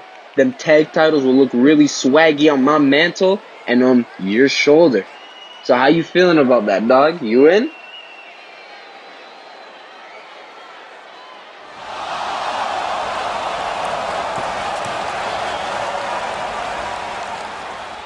I'm gonna take that stern stare and the fact that you haven't ripped me apart yet as a yes. Good choice, my friend. You're gonna make some big money with me, Malik. Well, that's an uncommon alliance if I ever saw one. Malik and Blackcraft. Not bad. Let's see how that goes. But here now, we are joined by the Pharaoh, Israel. And he's got some words to share with the JAM universe.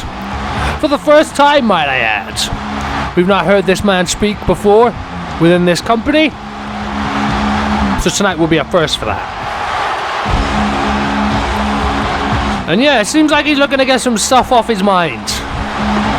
Very impressive competitor has Israel been so far here in JAM. But constantly coming up short, it seems. Wasn't able to advance too far in the JAM Lionheart Championship tournament.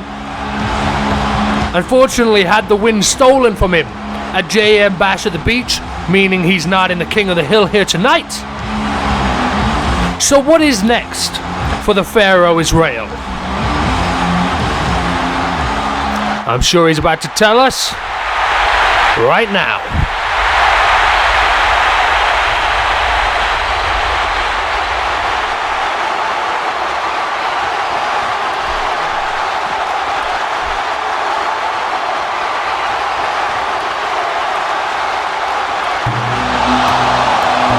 What the hell? Who is this? You know, Israel was just about to speak, man. This is rude.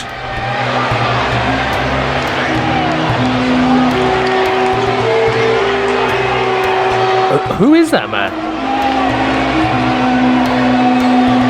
I've just received word that man goes by the Prophet? Okay. Not sure what that means, but let's see what happens. Coming out here to see Israel, it seems. Let me stop you right there, Pharaoh. You do not need to address these peasants in the slightest. You see, I personally have swept this globe in search for you, and finally I have made it here, in the American Airlines Stadium, gazing at your highness. As you, Israel, are the chosen one. You are the one true Pharaoh, and you do not need to speak to any of these lower beings in the attendance. I made it here so that I can help you reach your full potential. I made it here so that you become what you were promised, Israel. A god. This is what I will provide to you. So please, hurry, come with me, and become unstoppable. What? Who is this guy? What? Just coming out here disrespecting this crowd, trying to get Israel to come with him? I mean, Israel's surely not foolish enough to just buy into this, right? Who is this guy? The Prophet? What does that even mean?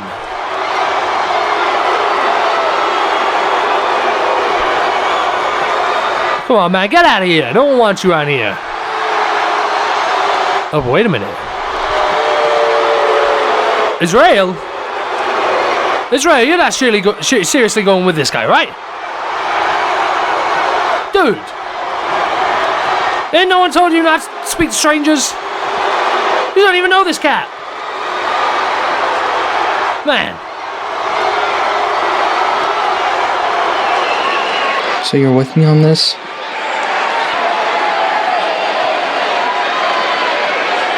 Excellent. Together, no one can stop us.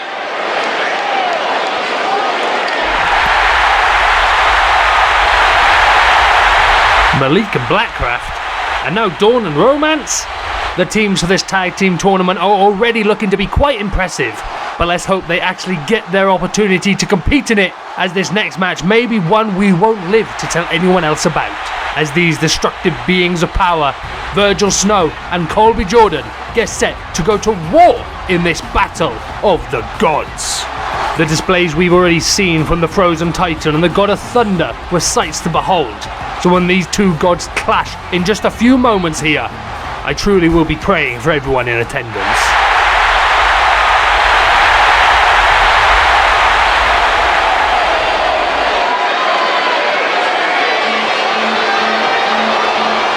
The following contest is a battle of the gods!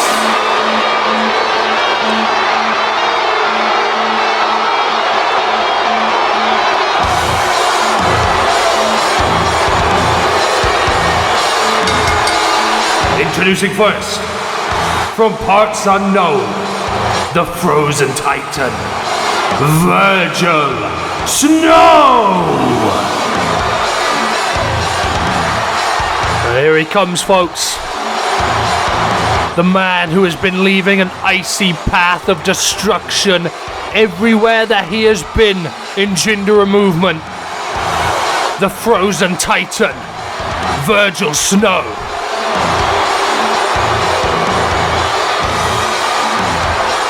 Man, I'm not sure about this match. After what we saw from these two on the last episode of Redemption, I think it's irresponsible that this match is taking place. We're lucky that nobody got hurt on the last episode of Redemption. So to roll the dice like this, I hope it's worth it.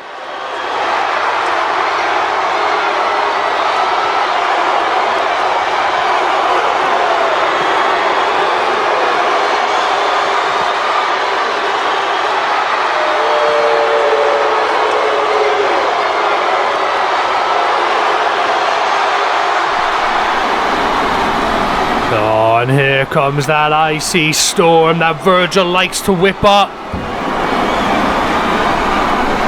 sending a message to his opponent, Colby Jordan here. Oh, and speaking of which,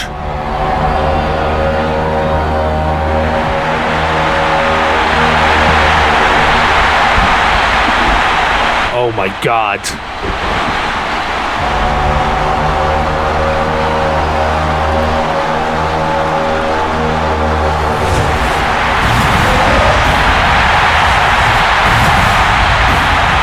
Oh my God!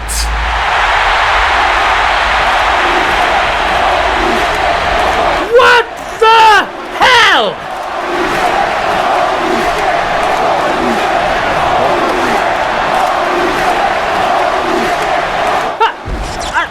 How did the what? Oh my God! Virgil wants to look out!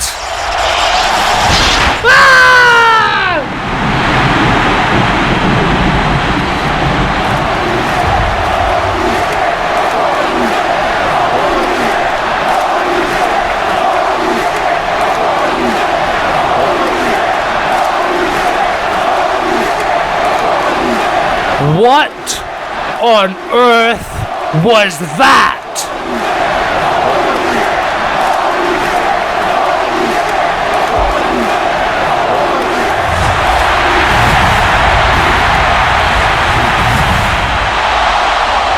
What? Who's that? It's that's Virgil.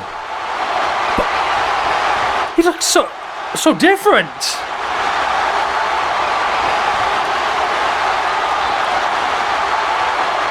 Colby Jordan is gone, along with the Virgil Snow we all thought we knew. But this right here, this is two Virgil Snow. Was the Frozen Titan possessing Virgil Snow all along? Using this man's body as a vessel? And now Colby Jordan has set him free.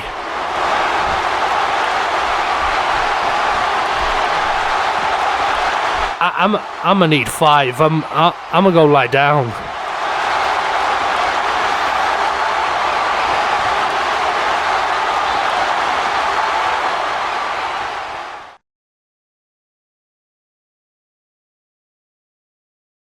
Alright, I've run a full check in the list of names that came back. Everybody checks it, except for one person. Who? Who is it? Some guy called Antonio Sidoli. Looked him up everywhere. National database, yellow pages, even got some of my connections to take a deeper look for me. Nada. Zilch. Nothing. Tony Simpdoli is not a real person. Yet here he is in the production list. God damn it, this place needs better background checks. So where does that leave us now? Well, VB, I believe that, as they say, a dead end. Can't get anyone to verify they even heard of this guy, let alone seen him around. Besides from your little action chase scene, guy's a ghost. Sorry, 1 minute.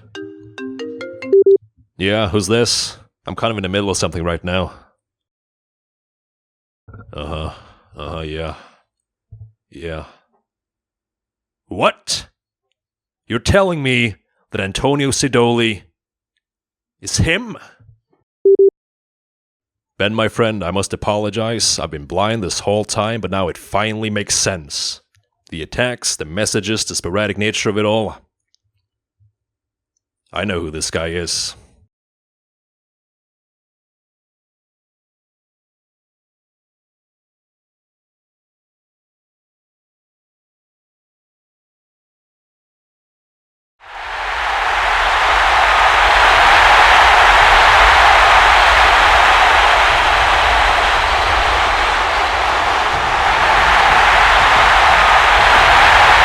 Since we survived that last match, it's now time for what is sure to be one of the most exciting matches of the night, the King of the Hill match.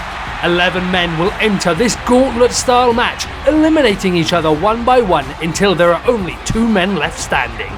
Ladders will then be introduced into the mix so that the final 2 men can climb to reach the prize that will be hanging high above the ring, the JaM Mercury Championship. With 11 men entering from all different backgrounds and walks of life, this could truly be anyone's game. Who will walk out with the honour of being able to call themselves the first ever JaM Mercury Champion?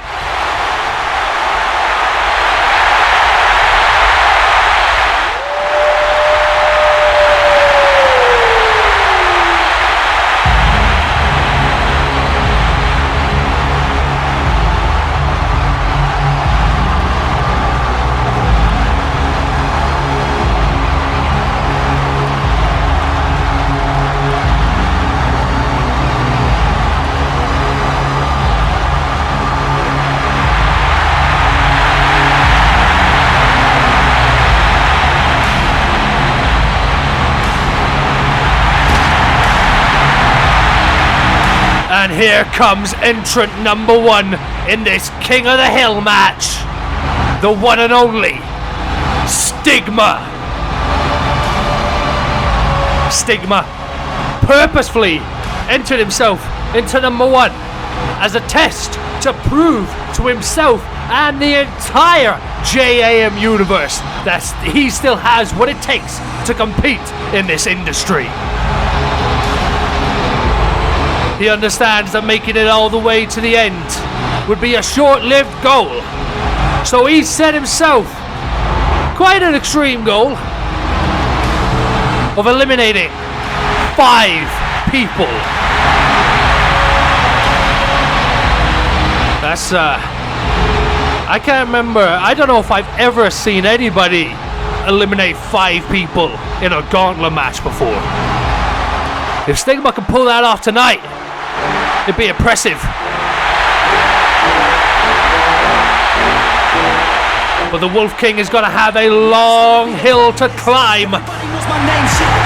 Starting with this man, the South London Wolf. Your boy, Jake.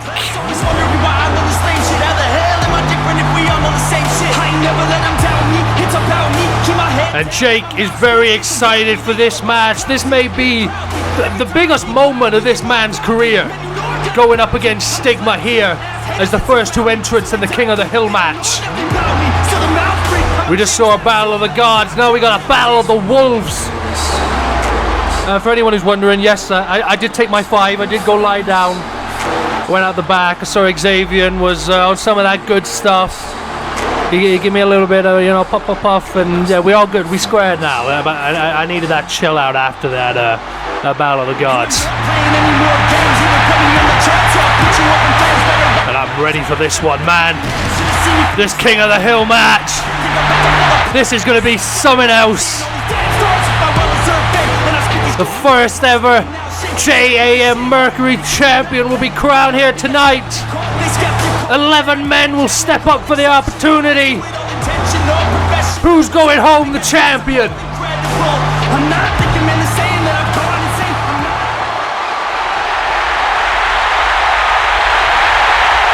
And there it is, folks.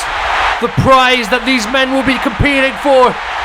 The championship of Rising Stars. The JAM Mercury Championship. And here we go. Referee ringing the bell. Match underway. And Jake hot out the gate going after Stigma. But Stigma able to avoid it. Not laying an inch on Jake now as he whips into the corner. But Jake too quick as he comes back. But Stigma showing the quickness of his own. The agility of Jake at play here as he takes Stigma down to the mat. Stigma back up to his feet and exploding at Jake now. Oh, whoa! Canadian Destroyer out of nowhere. And Jake, rightfully so, looking for the cover off that. That could be it. 2. No! Whoa. I've never seen a Destroyer like that. That's the South London Destroyer right there, folks. And out of nowhere, Jake hitting that. A Stigma now on the outside. Jake looking for something big. And by God, was it? What a move. What do you even call that? Bringing Stigma back in the ring now. Jake following him in. Off the ropes. Oh, the Stigma with a punch right to the gut. Taking Jake round to the mat. And a ripcord lariat for good measure. Stigma with a cover now. 1, 2. No! Oh, both men delivering heavy shots to try and advance in this gauntlet style match.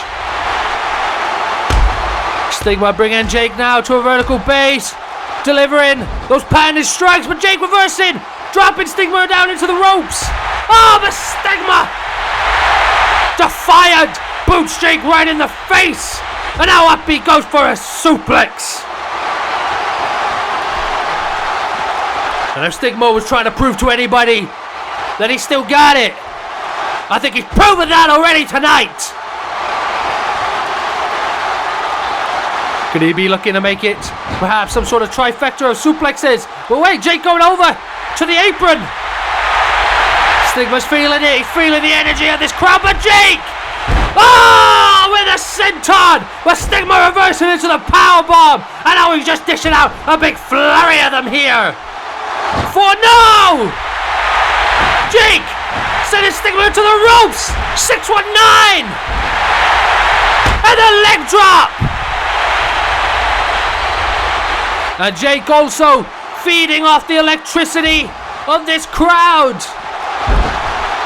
You know, if we were back in the UK, these would be hometown boys. Oh, but wait! Jake flipping over! Off the ropes! Ducking! Off the ropes again! Oh, the eclipse!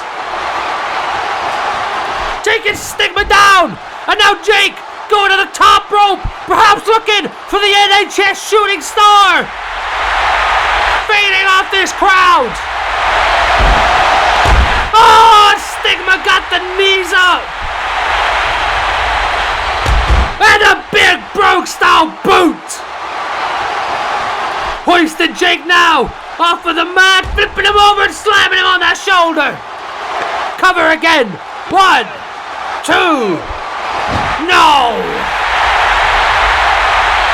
As I was trying to say earlier, if we were in UK right now, these would be hometown boys, but we're not. Yet they still seem to be getting the reaction they would at home. And here we go. Both men on their feet. Jake with a head kick to Stigma, but Stigma barely staying on his feet. Oh, punch to Jake now.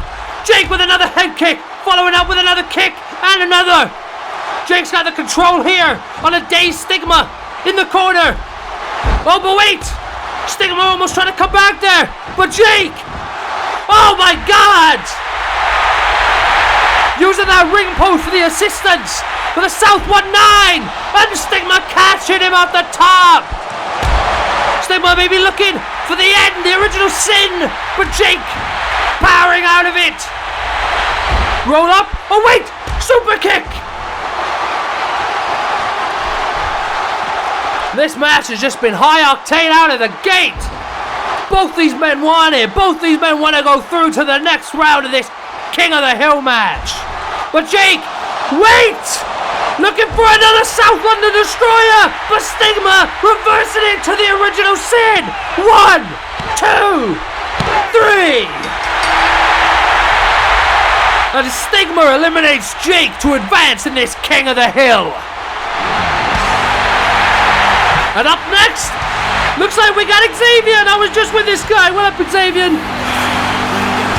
Man, he be having a good time tonight. Oh, what? Okay, he wasn't having that much of a good time when I was there. What? That was like 10 minutes ago. What?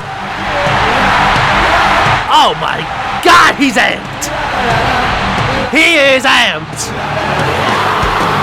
Oh my, this man might be higher than he's ever been before. Oh man, he is hyped. He is hyped for this King of the Hill match, but he wants to probably save some of that energy. Here comes Xavier. Oh man. No! Xavier! Oh my... I think we've just discovered what too much weed looks like, folks. Stigma with Xavier up! The original sin! 1, 2, 3. And with that, Stigma's 2 out of 5. Who's going to be next? Who's going to be next in this King of the Hill? Oh!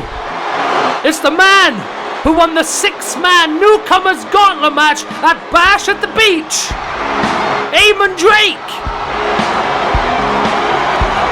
Picking up an impressive victory at Bash at the Beach, earning his spot in this match. And what a way to kickstart your career here at JAM with a match like this. Imagine if he won. If it isn't the great Stigma, I was hoping to run into you tonight. You so rudely interrupted me at JAM Bash at the Beast during my performance. And so, I have prepared a special performance just for you, Stigma. The fire meaning of war to me is what we do when oh no. bored. Not this again. I feel the heat coming off the top of the black top, and it makes me want it more. Oh God. Because I'm hyped up, out of control. Eamon, please. If there's a fight, I'm ready to go. We get it. I'm gonna put my mind on the other guy. If you know what I know, that I know. It's been a long time coming, and I need you to turn around. Because one of us is going. Man. One of us is going Stigma, down. please make it stop. Oh, thank God. Is that it? Oh, thank God. I think he's done. Oh. Eamon. Please, serenade Stigma in your own time. There's a match to get to here. Oh, Eamon! Going right after Stigma. And looking for some revenge here is Eamon.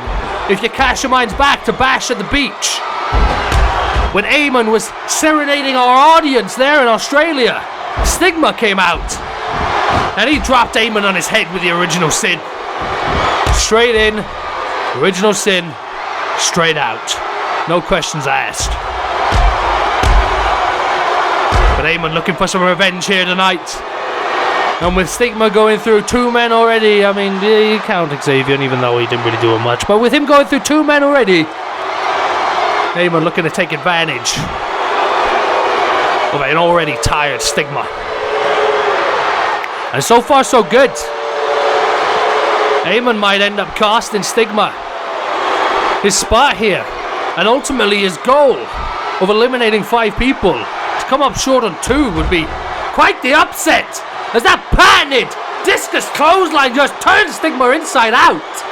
And the cover off of that now. 1, 2. No! Stigma with a shoulder up at the last minute.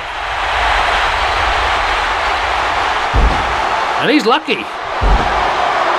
As Eamon looking to go up top now. Looking for something even bigger than that discus clothesline perhaps. Here he comes. Crossbody. Cover again. 1, 2. No. Stigma staying alive in this match. But Eamon not looking to let up the pressure just yet. As he's got Stigma up. But wait! Stigma reversing that suplex into a powerbomb. And now Stigma has an opportunity to come back in this match. Up to his feet is he first, with Eamon still on the mat. Oh, now he's calling for him. Here he comes. Like a raging bull. Stigma with a spear to Eamon Drake. And now Stigma dragging Eamon over, going to the top rope. What's he looking for here? Stigma. Oh my God, the death from above. And a cover now. 1, 2, 3. I can't remember the last time I saw Stigma hit one of those. Death from above, eliminating Eamon Drake from this match. Oh, and here comes one of our mystery entrants. It's the digital disaster, William Parker.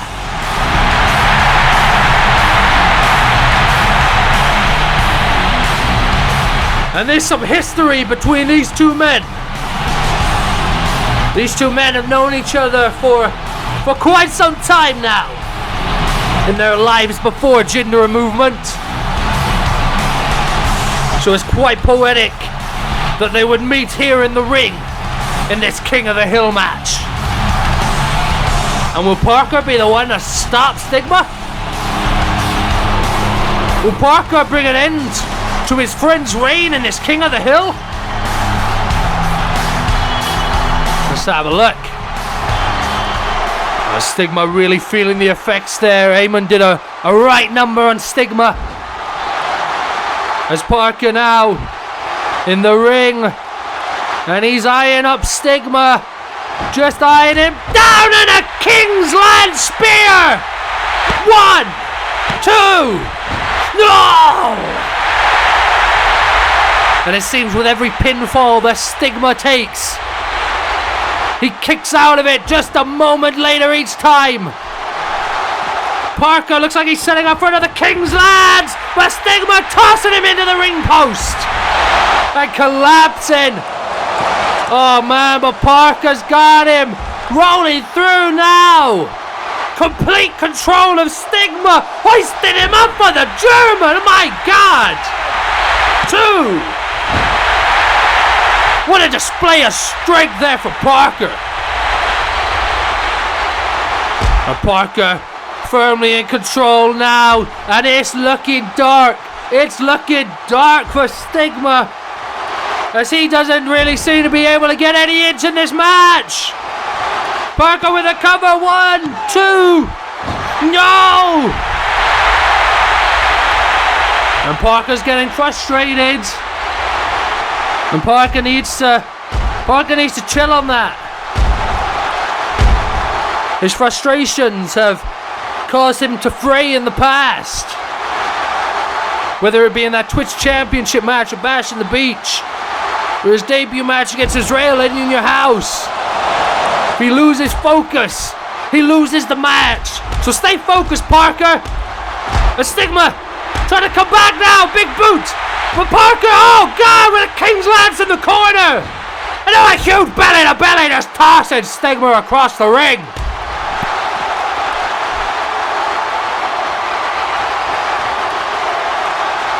Parker now with the clutch applied, wearing down Stigma even more than he has been. And this right here could really be the difference maker. Parker letting go. Stigma not even able to fight out of that one, it seems. But too stubborn to tap out. As Parker now looking for the Esco Code, but wait! Stigma just hoisted it back up before it could connect. 2. No! My God, what a counter there from Stigma. But Parker now back in control. Stigma's gonna have to find a bigger counter than that. Maybe that one will do as he tosses him to the outside. 2. Parker's down now as the referee starts to count. 4. Referee at a count of 4 now. 5. Will Parker survive? 6. You can be eliminated from this match via count out, folks. If Parker doesn't make it, he's out. 9. That's a 9. He's back. Parker just surviving and Stigma there to meet him with a clothesline. And Stigma going back up, perhaps looking for another death from above. But Parker with a superplex. Good God almighty. Parker backing up again. Looking for another King's Lance. But wait. Stigma with a roll up. 2. No! Oh! He got him! I thought Parker kicked out! The roll-up did it! Stigma survives by the skin of his teeth! And Parker is frustrated! That is not how Parker wanted this to end! Man!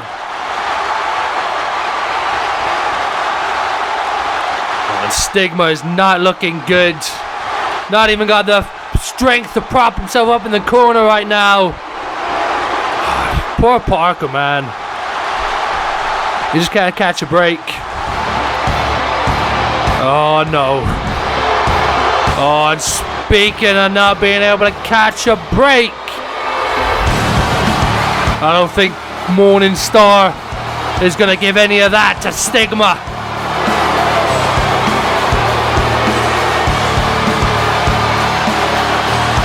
Just slowly pacing his way to the ring. He knows he's in no rush. He knows Stigma isn't going anywhere. He knows that there's nothing Stigma can do.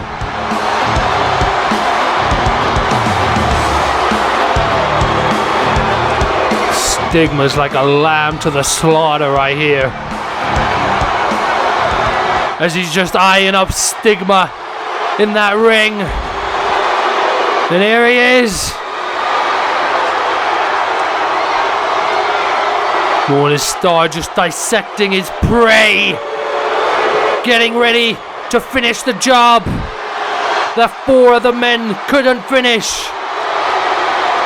Ah! The Phantom's Vengeance forearm. 1, 2. What? How in the world did Stigma survive that?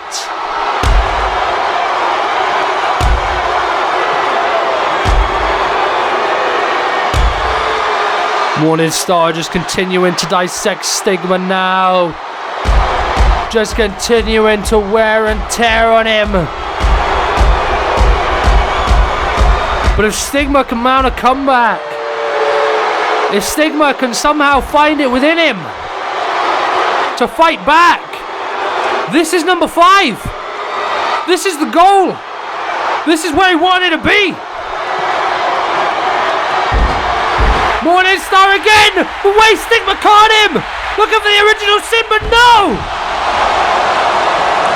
Morning Star flipping out of it. Straight into the dead to rights. Dead to rights firmly locked in here. And the crowd trying to get behind this lifeless Stigma. Trying to give him the energy that he needs to come back in this match. But that's it. Stigma's out cold. And that was just too much. He didn't tap, but he just passed out. Short of his goal. 4 people down. The 5th Morning Star took him out. But anyway, moving on now in this King of the Hill match. We have Cash. Cash is the next entrant here. And he's looking to go one-on-one with Morning Star to advance. And it's been nice for Cash to be back here in the US. The Cyborgs are often celebrated. Here we go. Cash straight on the offense. Taking Morning Star down to the mat with this headlock applied. But Morning Star fighting out of it. And Morning Star is as fresh as Cash is at this point. Didn't really take too much on behalf of Stigma. But Cash now, using that cyborg arm wrapped around the neck of Morning Star. Morning Star looking to power out, flip it over. 1, 2, go! And that was extremely clever by Morning Star. That iron tight grip of Cash's cyborg arm would not break that hold, no matter how hard Morning Star fought. Sort of flip that over to a pin, force him to break the hold himself. That was smart. But Cash now is back on the offense as the two exchanging slugs here. Cash knocking Morning Star down as he rolls to the outside. Cash off the ropes, but Morning Star! Phantom Vengeance from the springboard. 1, 2, 3. And just like that, the Phantom's Vengeance out of nowhere, taking Cash out of this match. Who we got next? Oh! We got Joshy P! And things have really gone personal between these two men. Joshy P first challenging Morning Star to a match on Arthurz, where Morning Star said if he ever darkened his door again, he would rue the day. Well, on the Halloween special of Redemption, when Joshy P was trick-or-treating, he just so happened to knock on Morning Star's door, and well, he made him rue that day. So personal stakes heading into this one. There's Joshy P coming after Morning Star, and Morning Star on Joshy. Joshy flipping it over, but Morning looks like he reversed that into a triangle hold. Pulling on the arm of Joshy P now. The tactical awareness of Morning Star, but Joshy P now. Oh, the power bomb breaking the hold. Both men up to their feet now. Joshy with the uppercut. Morning with a forearm. With another forearm. Joshy avoiding that one. More gut punches. More uppercuts from Joshy. Back into the corner. Woo! Woo! Big chops here from Joshy. As now he's delivering a flurry of European uppercuts. Over to the other corner now. Whoa! And back to the other one. Whoa! And off the ropes and whoa! Morning Star looks like he was going for the cover there, but reversing it straight into the submission hold. Got the leg of Joshy P hooked. It's like Joshy's trying to grab that rope, but Morning Star pulling him back. Pulling him back from that rope, but Joshy fighting it, breaks the hold. And that is smart from Joshy right there. Oh man! Morning Star knocking him down, but Joshy returning the favor as he goes up to the middle rope. What could Joshy be looking for here? Oh, rolling through. Got him up! Looking for the power bomb! Cover, wait! Wait, Morning again! Morning again with the triangle hold locked in! Wearing down on that neck, wearing down on that arm! A Joshi! Powerbomb again to break out of it! Morning is targeting those areas, targeting the areas that he needs to in order for the dead to rights to take full effect. But Joshi now, explosive on Morningstar as he's got him caught up in the corner and delivering a flurry of chops and strikes. And a backstabber of Joshi, patented. 1. No! Not even a 2 count. Looks like Joshi's gonna need to do a lot more, but avoiding that clothesline there is Morning. And now he's got Joshi raking him, just raking him with his back to the ref. I don't think the ref can see. Morningstar with the cheap tactics, looking to take advantage. He snaps the legs of Joshi P. Looking to ensure that he can't crawl to the ropes when that dead to rights is locked in. And here comes Morning now from the back with a drop kick.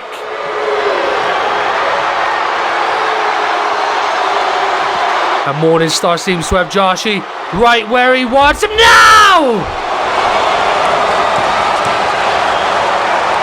It's not looking good for Joshi. Morningstar has slowed this pace right down. And he's once again just dissecting his opponent. And when we see him do this, oh my god, the Phantom Vengeance to the back of the head! 1, 2, no! Oh my god, that was close. But when we see Morningstar get on this roll, it's hard to stop him. The focus and the determination of this man as he's looking for another one of those diving Phantom Vengeances, but Joshi P reversing it into a DDT. And he's going up high now. Looking for the Yorkshire T-Splash, but Morningstar caught him. Dead to rights locked in. It's fully locked in here. Oh, this is going to be the end.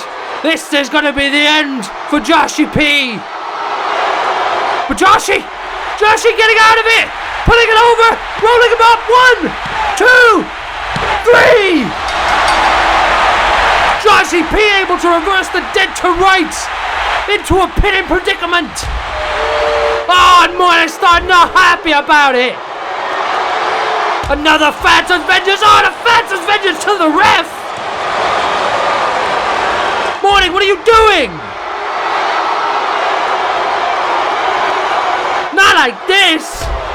Oh.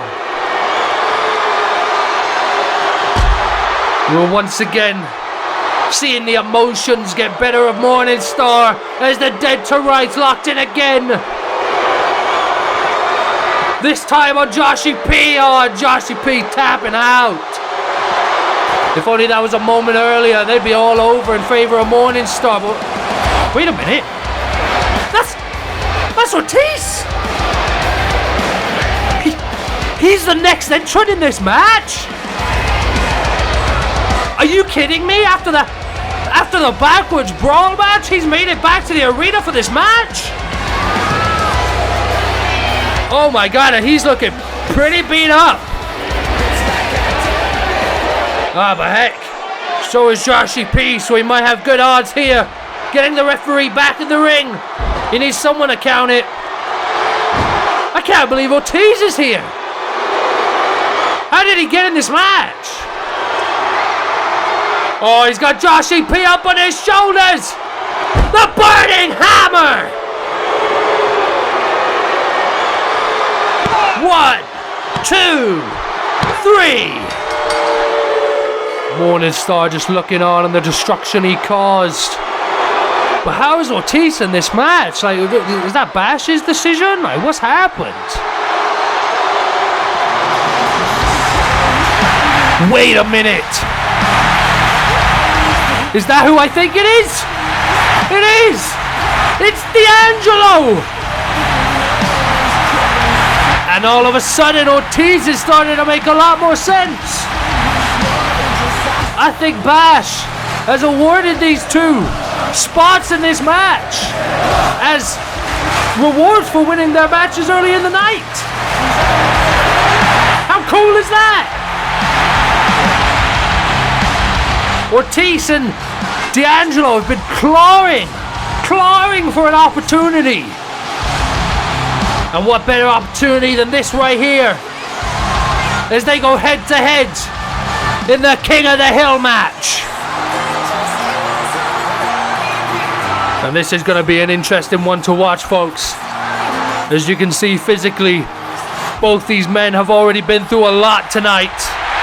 Both bandaged up. Both been in some serious fights.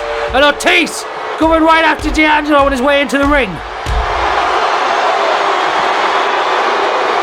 Ortiz looking to be the last man standing here in this King of the Hill match. And D'Angelo was entrant number 10, folks. That was the 10th entrant in this match. As he's kicking Ortiz away there. Hitting him with a loose this press. Which means we've only got one man left in this match. In the 11-man King of the Hill match. Who could it be?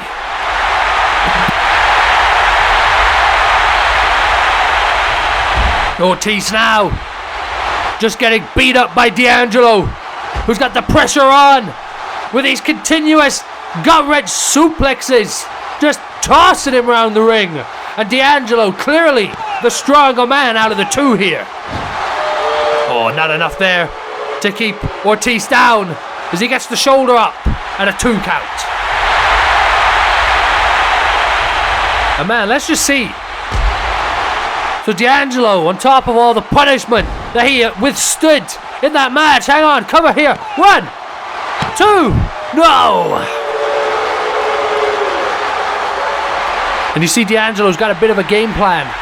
Targeting that upper area, that back area. Which has clearly been compromised during his backwards brawl match. As he tries to break out, but D'Angelo says no! Yeah, D'Angelo on top of all the punishment in the cage. Got tossed through it. I'm sure the DRS cutter from the top took a lot out of him. And Ortiz, man, everything that he went through in the woods. It's lucky that place is only 30 minutes away and he was able to get here in time for this match. Oh my God! Ortiz looking for the pile driver there. I don't think he got all of it though. Barely clipping the back of D'Angelo's head, and I think he realizes it. Not going for the cover here. And just scraping the face. Oh no, ripping the plaster off of that injured nose of D'Angelo. Oh, and Ortiz now. Just whipping at the nose. That injured nose of D'Angelo, and scraping it across the mat. Ortiz is sick. Going right after that compromised area, D'Angelo, and look at it. Oh, the blood is starting to flow back out of that cut. The cut he received during the steel cage match earlier tonight. But he's coming back now. Coming back at Ortiz. Is he looking for a flurry of suplexes similar to the one hit on him by Big M earlier tonight? Looks like D'Angelo's carried some stuff with him into this match. As he's looking for the armbar. Armbar on that compromised arm of Ortiz. And could we see a tap out from it? Could we see a tap out? Ortiz looking to come out of it. And he does. Strikes in the face of D'Angelo, allowing him to escape. And now using that other arm. Using the left arm here. Both men tumbling down to the outside. And D'Angelo now has got the control, looking for a headbutt, but Ortiz catches it with the uppercut, and no! Ortiz biting that injured nose of D'Angelo. And it looks like he carried something over from his match as well. The animalistic attitude of Esno now seems to be in Ortiz. Oh, and he's got him up on the barricade and just kicking him off with a big boot to the side of the temple. And both men want to be careful here. Oh no. You especially want to be careful when you're dealing with things like that, Ortiz. And it's the count that these guys want to work out for. As the ref is at a 9 count. D'Angelo just barely getting in the ring with a ripcord knee. The revolution knee on the cover. 1, 2. No! And that was close. Ortiz barely getting the shoulder up from there. Oh, D'Angelo eyeing up the table that Ortiz exposed. D'Angelo perhaps gonna use that to his advantage as he's looking to toss Ortiz to the outside, barely hanging on. Oh, the spear taking him out.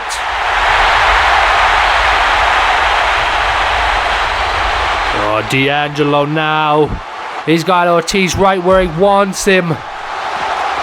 Looking to set him up for a big powerbomb through the announcer's table here. No! Ortiz trying to fight out of it. And he does. D'Angelo's body giving up on him. And Ortiz now. Ortiz has the control. Slamming D'Angelo into that table. Oh no. Oh, Ortiz. Ortiz, it's not worth it. It's not worth it, Ortiz. Oh my God. Fisherman driver through the table. Oh my.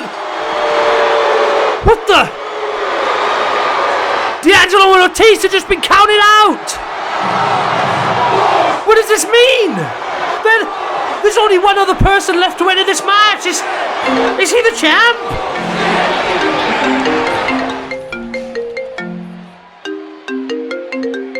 Whoa, hold up now, players. This isn't how we're ending this King of the Hill match here tonight. I'm flipping the switch. That right there was no double count out.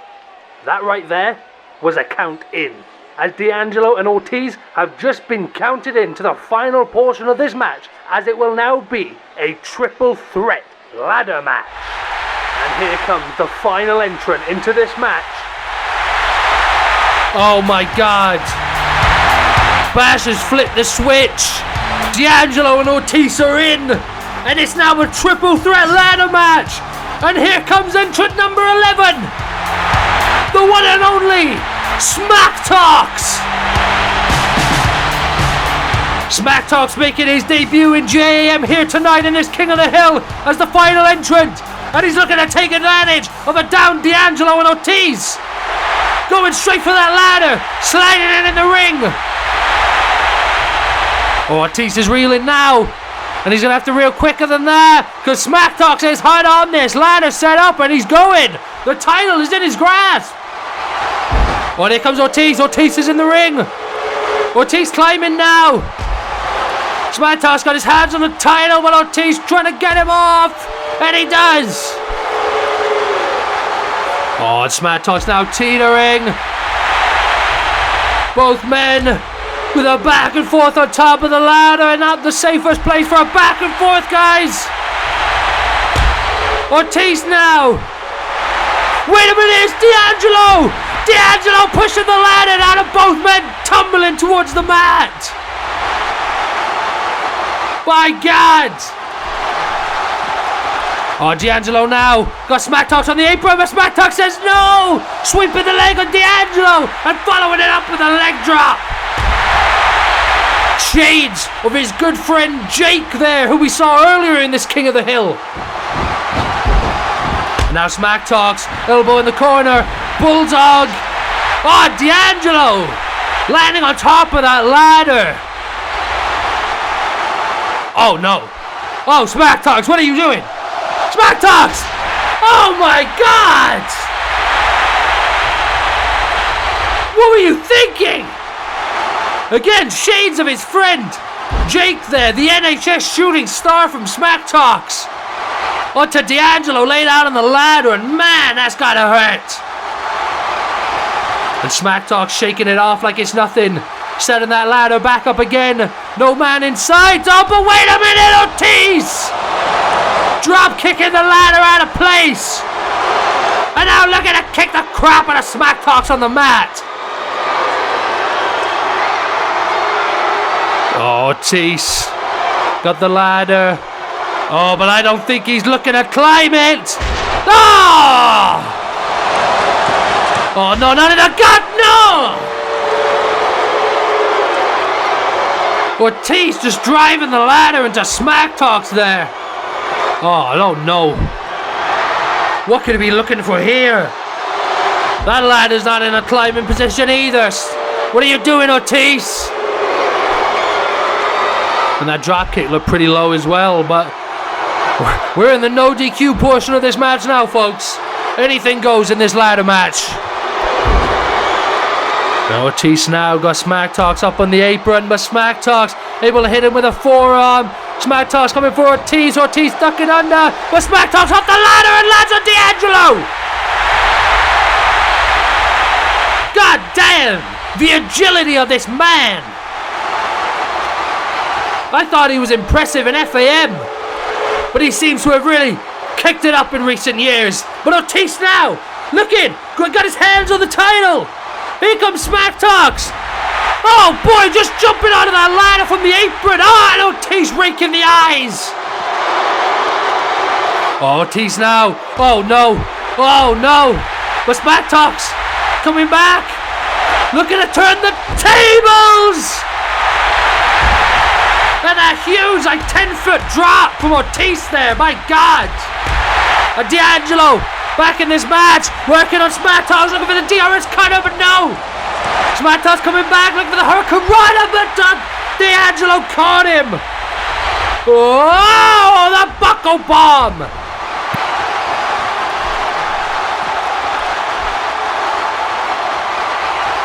D'Angelo in control here as he just bounces Ortiz's head off that ladder. In the corner now, pushing him into it. Revolution knee! Oh, and there goes Ortiz. Ortiz rolling on out to the outside, and he might be out of this match. Looking for another Revolution knee on Smack Talks, but Smack Talks with a code breaker. Driving the knees into the chin of D'Angelo. And now looking to keep the pressure on him. Looking to keep the pressure on with a flurry of kicks. Oh, and here goes Smack Talks again. Looking to grab the title. He's got his hands on it. Smack Talks could be the first champion, but here comes D'Angelo. Here he comes. Trying to stop Smack Talks dead in his tracks. Oh, boy. Smack Talks is going up high, but he wants to be careful from up there. Oh, wait. Oh, my God.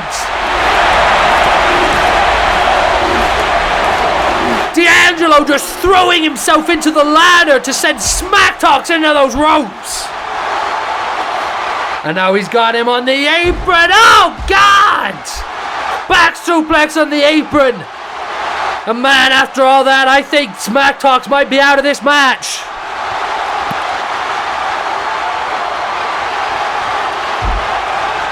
What we got Ortiz doing? Ortiz with a ladder, but again, doesn't look like he's looking to climb that one.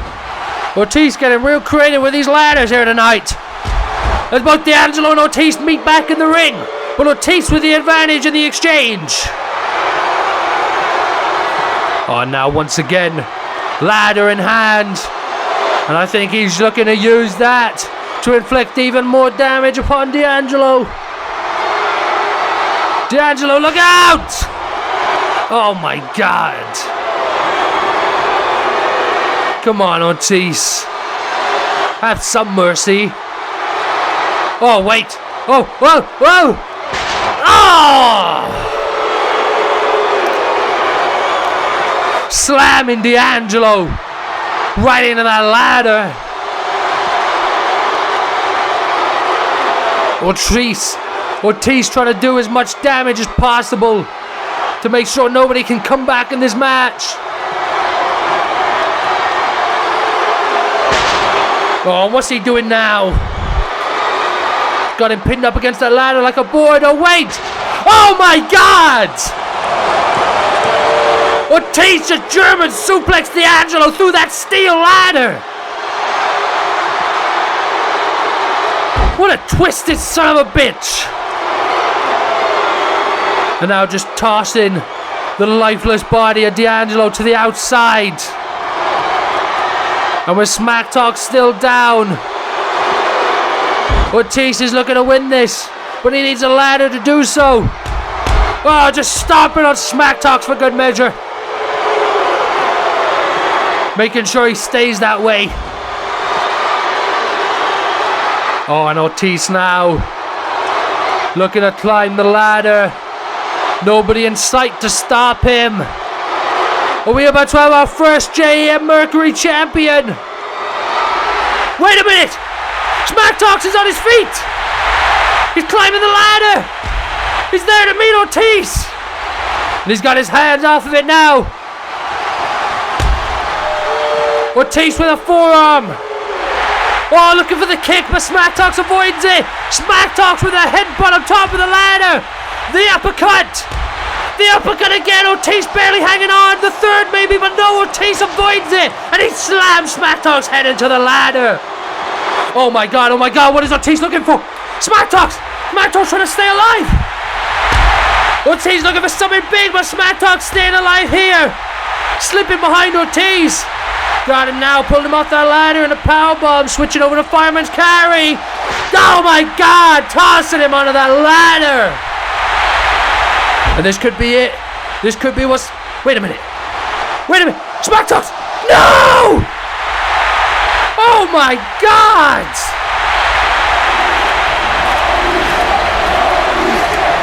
Smack Talks putting everything on the line for that one. And D'Angelo is back in the ring. And he's climbing the ladder. And there's not a man in sight. Could this be it? Are we about to have a winner? Smack Talks? Ortiz? No! D'Angelo is our first JAM Mercury champion.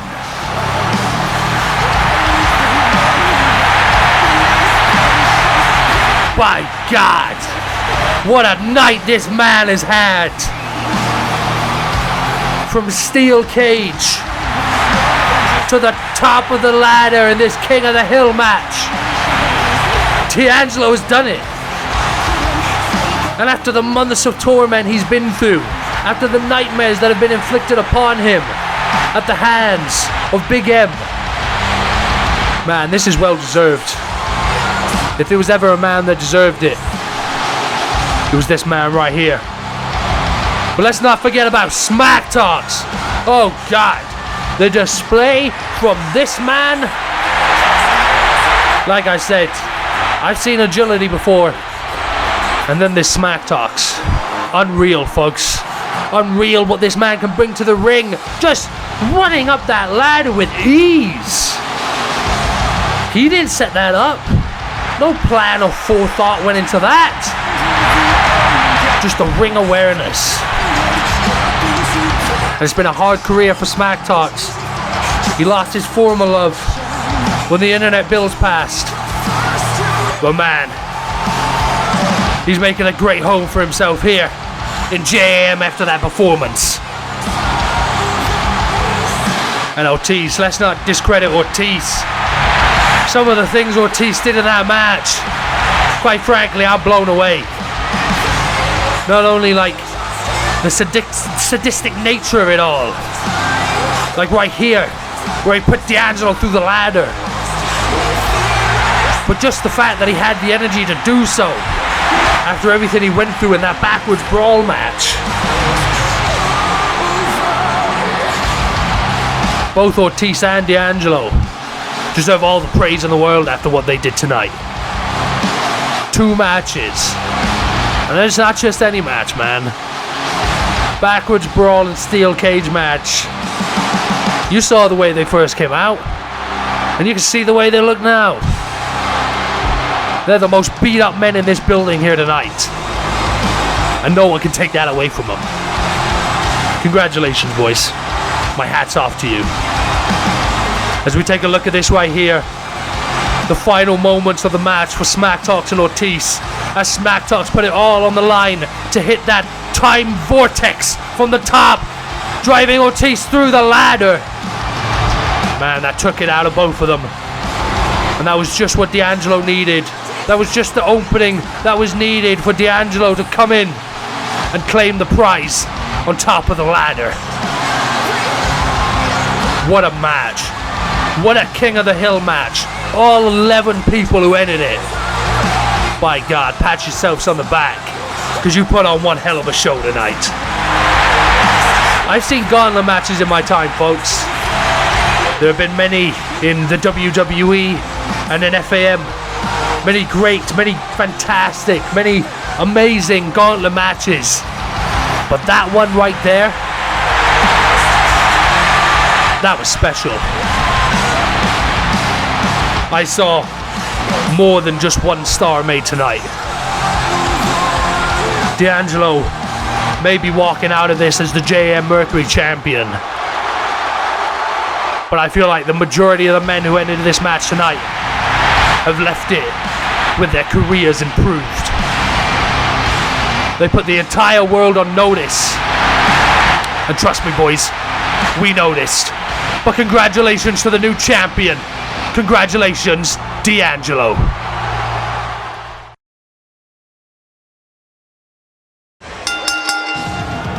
The following is for the WWE World Heavyweight Championship. You have no idea who you're dealing with. I was here in this ring every single week.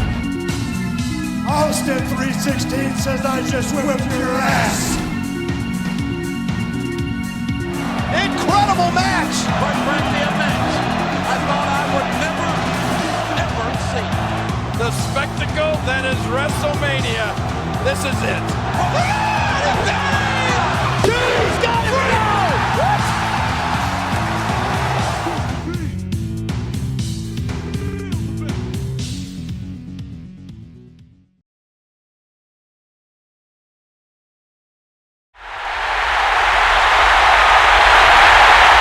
Tonight has honestly been one of the most incredible nights of action I think we've ever seen. Rivalry settled, champions crowned, and even gods slain.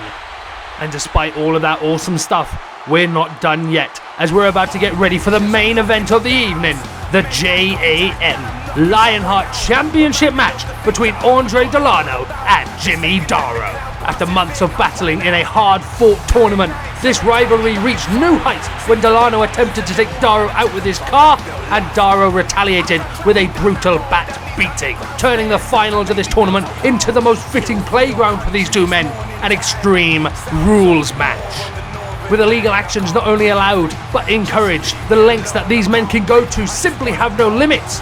But which one of them will have the balls to go that extra mile? Will it be Andre Delano or Jimmy Daro that gets to proudly call themselves the first world champion of this movement? Let's find out.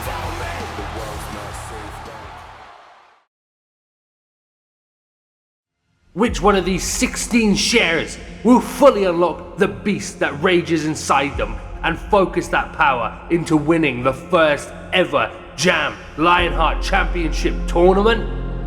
The movement begins tonight. The movement begins now.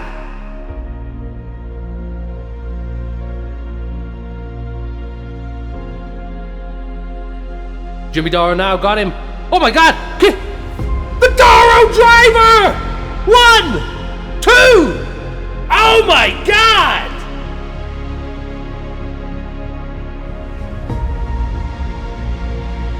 Oh, but maybe that's not it. Maybe it's just a distraction as Andre gets the low blow. 1, 2, 3!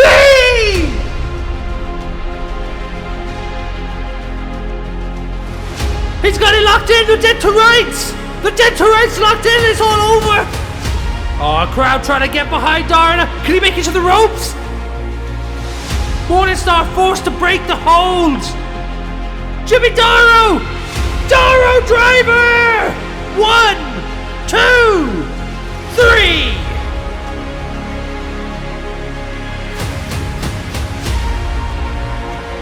It seems we got something going on backstage. AWOL sticking their damn nose where it doesn't belong once again. The Eco Boot!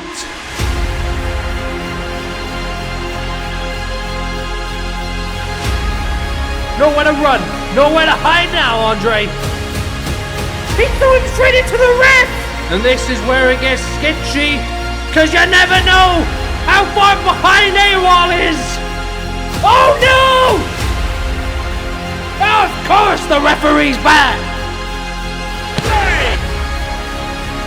But Daro needs to do more than survive if he wants to win this match.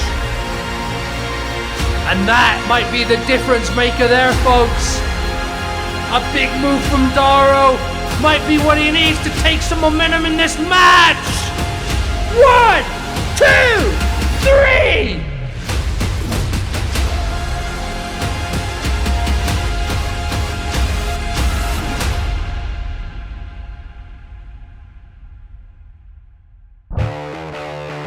Delano, he wants to get twisted with me. By all means, I encourage it, because I can get twisted right back. On edge as I'm locking up the house, make eye contact and I'm knocking someone out. Reminded of the things that I've forgotten all about. The second that the cloud passes, fear comes running out. Tired nights and a tightly wired soul seem to make my moves a little harder to control. I feel lost as I travel down that road, and these underground stairs start to make me feel so cold. If Daro swinging a baseball bat in the dark was enough of a reason for you to think that he would have the advantage in this match, then you ignorant pricks need to catch up on your history. I just wanna go home. I can't tell you where I've been or where I'll go. And where I'm at right now I don't know, but I hear them screaming, screaming. The world's not safe, don't come outside. You might not make it home tonight. The world's not safe, don't come outside. You might not make it home tonight.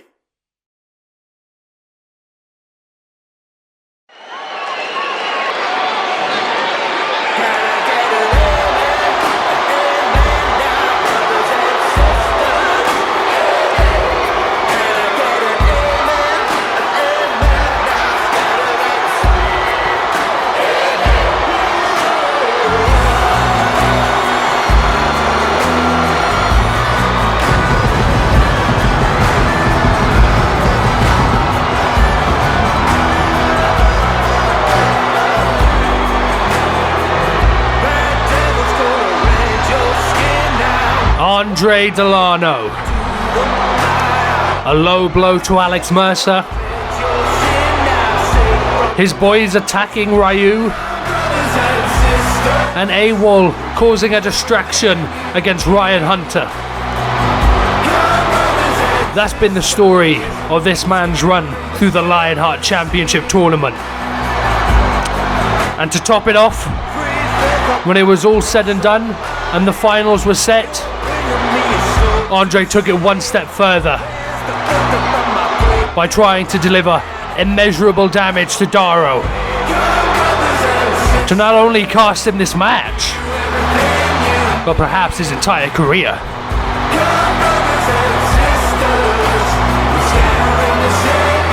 And this isn't the first time that Andre's been in this predicament. This isn't the first time he's been at a debut pay-per-view to be crowned the first ever world champion of that show. This is all too familiar territory for him.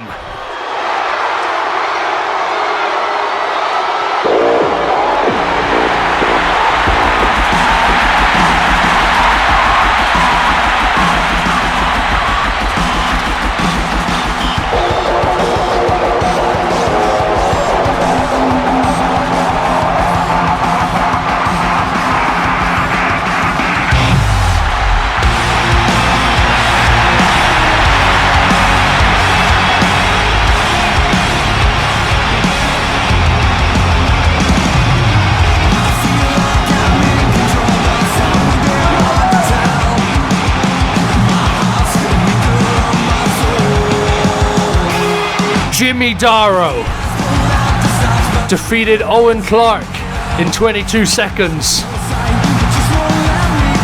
Won an uphill battle against Morningstar. And somehow defeated Auric when all the odds were stacked against him. That is the story of Jimmy Daro's run through the Lionheart Championship tournament. And the icing on the cake for him was after the car accident inflicted by Delano when he delivered that brutal bat beating to close the final show.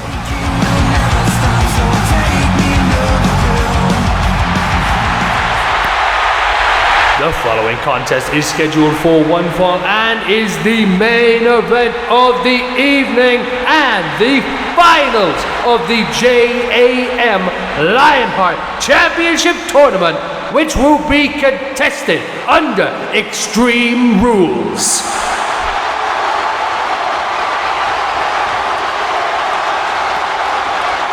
Introducing first, a challenger from Green City, Andre Delano!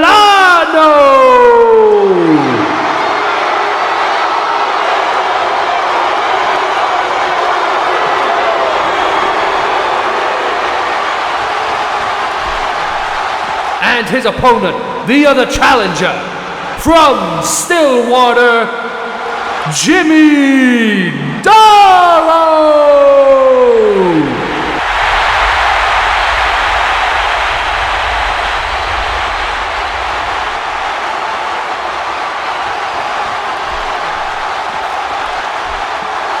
It's been a wild ride for us to get here, but that's what it's all about right there. The JaM Lionheart Championship. Who will be the first champion, the first world champion of this movement?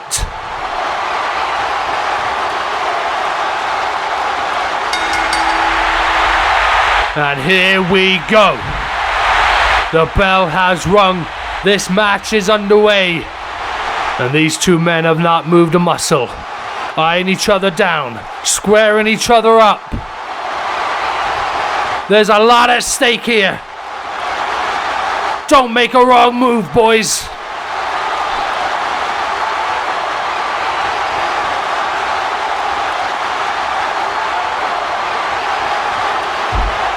Just staring right through each other.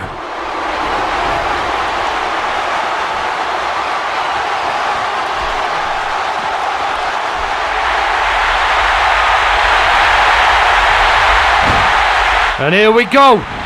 Both men locking up. Looking pretty even here. Oh, but Andre. Back at Daro. Up into the ropes. And the ref may be looking to break the hold here if Delano doesn't break. But wait! Daro bringing it back to the center of the ring. And now it's Daro who has Delano up against the ropes.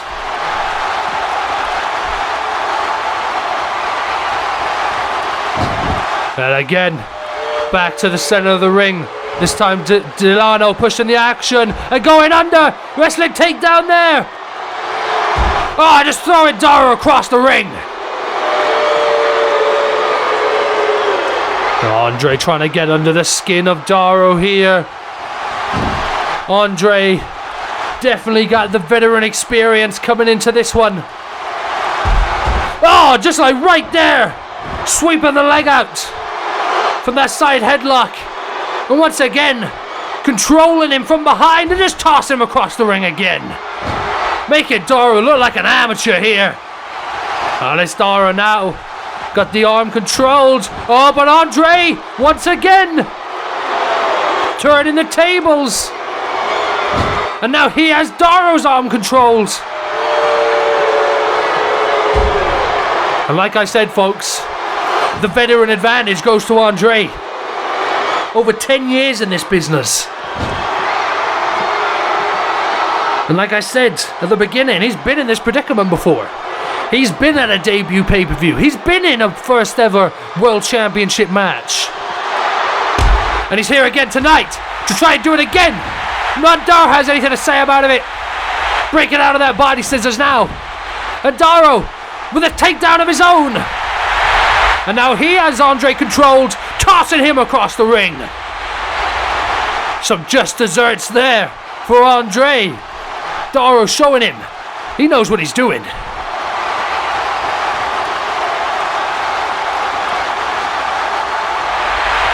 Oh, Daro giving him the bird. And that's probably not going to make Andre very happy as he went straight into the back suplex from Daro. Daro now looking for a German perhaps, but no. Andre with the control. Tossing Daro to the mat. And now looking for a German of his own. But Daro with the control, tossing Andre to the mat. Ah, Daro taking Andre to the outside. Andre's reeling here, trying to get to his feet. But Daro seems he's got him right where he wants him. Off the ropes. Oh my God! Where'd he get that steel chair from? Delano just swatting Daro out of the sky like a fly. And now taking him back in this ring. Looking to take advantage of the damage that was done there. Oh no. He's looking to set up for it. The move, formerly known as the Eco Boot, but he misses. The foot in mouth, it misses as Daro looks for the Daro driver, but no. Andre stays alive. Oh, but wait. Daro!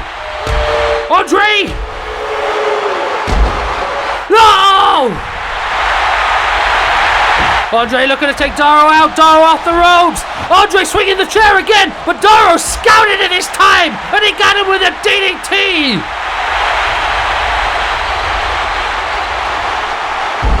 Oh, he's back in the ring now. Andre's up though. Oh, but Daro. Oh, and he's got him with another one!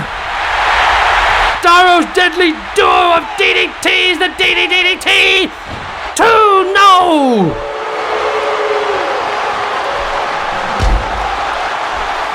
And that wasn't enough to put Andre away. But Daro keeping the pressure on now, and he's looking to use that steel chair that Andre introduced, but no!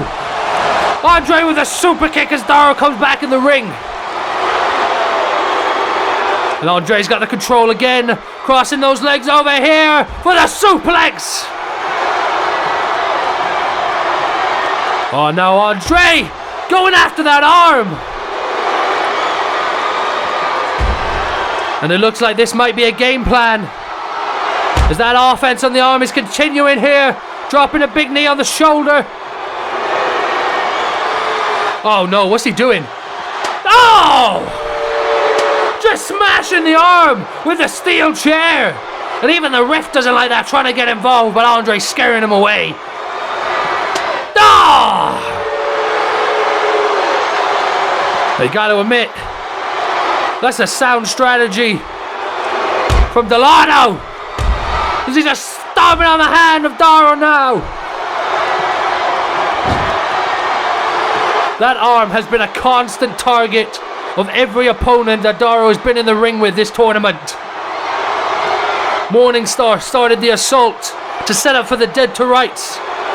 And Auric, being the veteran he is, picked up where Morningstar left off to deliver even more damage. And now with the veteran instincts of Delano, he's looking to do it again. Oh my God! Looks like Daro was trying to reverse it there. But Delano reversing it back into a triangle hold. And again the pressure on the arms of Daro continues to mount. As Andre's got this locked in. And with the head and neck applied as well, it could be doing even more damage. But Daro looking to fight out with a suplex. 1, 2, no! Andre just staying alive in there. And Daro with the chair now, setting it up in the corner. Looking to do some mega damage with that perhaps. Oh, Andre coming to his feet. But Daro keeping the pressure on him now. Nice flurry of knee strikes from Daro.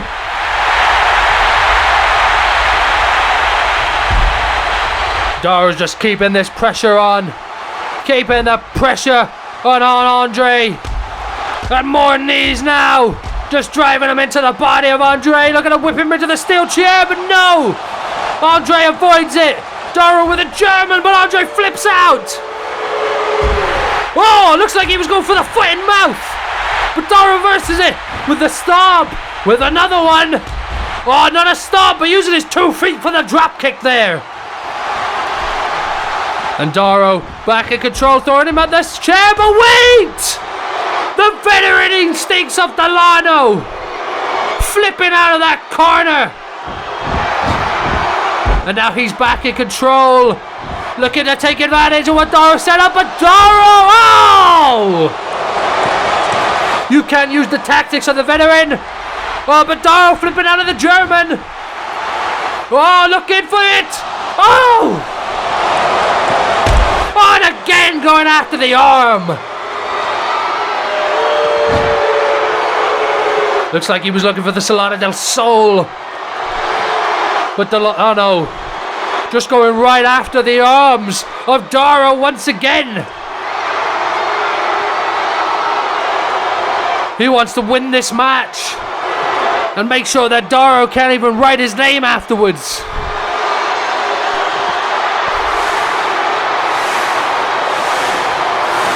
Just wrenching with the crowd now, trying to get behind Daro, trying to come behind him, and he escapes. Daro getting out of it. Oh! That devastating back elbow, patting it. 1, 2, no! My God! And Daro now looking for some more toys. Back under the ring. Oh, he's got the bat. Oh, and Delano looks like he's seen a ghost. He doesn't want to deal with that bat again. As Andre is on the run. And Daro's taking the chase. No! Delano getting the better of Daro there. With a leg sweep as he came round the corner. And now back on the offense is Andre Delano. Oh my God! Tossing Daro head first into that steel post.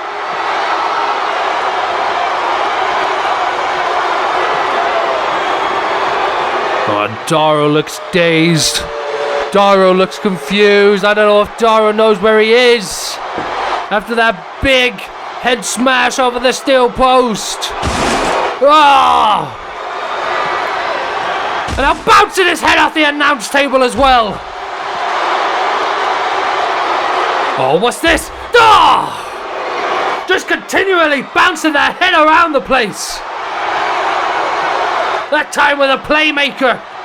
But what's it going to be next time? Oh, Daro can't even keep his footing. That's how dazed he is right now. As Delano is now under the ring. And he's got a table. What do you need that for?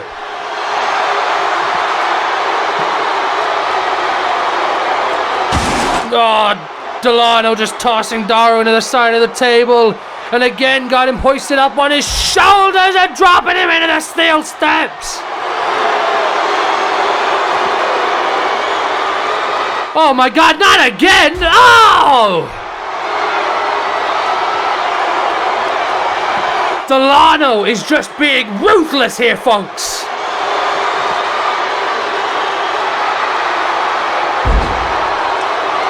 And you got Daro back in the ring now.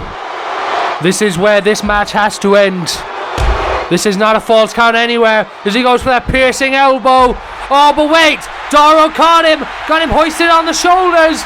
But Delano kicking out of it. Oh! The XTC! The XTC! 2! No!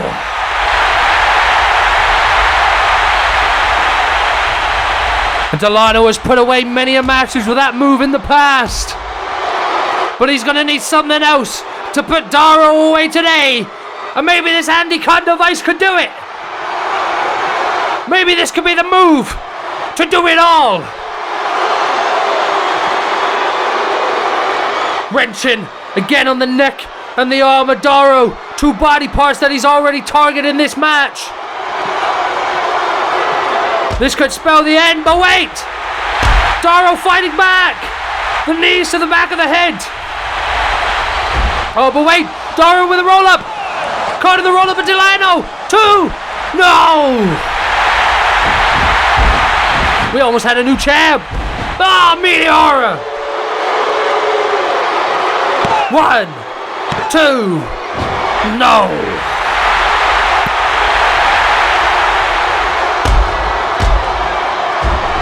The shots that Delano were throwing at Daro just seem to be getting heavier and heavier.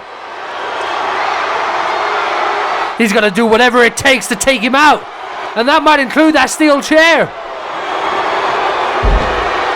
Oh, but wait! He's exposing the turnbuckle as well! What twisted plan does he have in mind?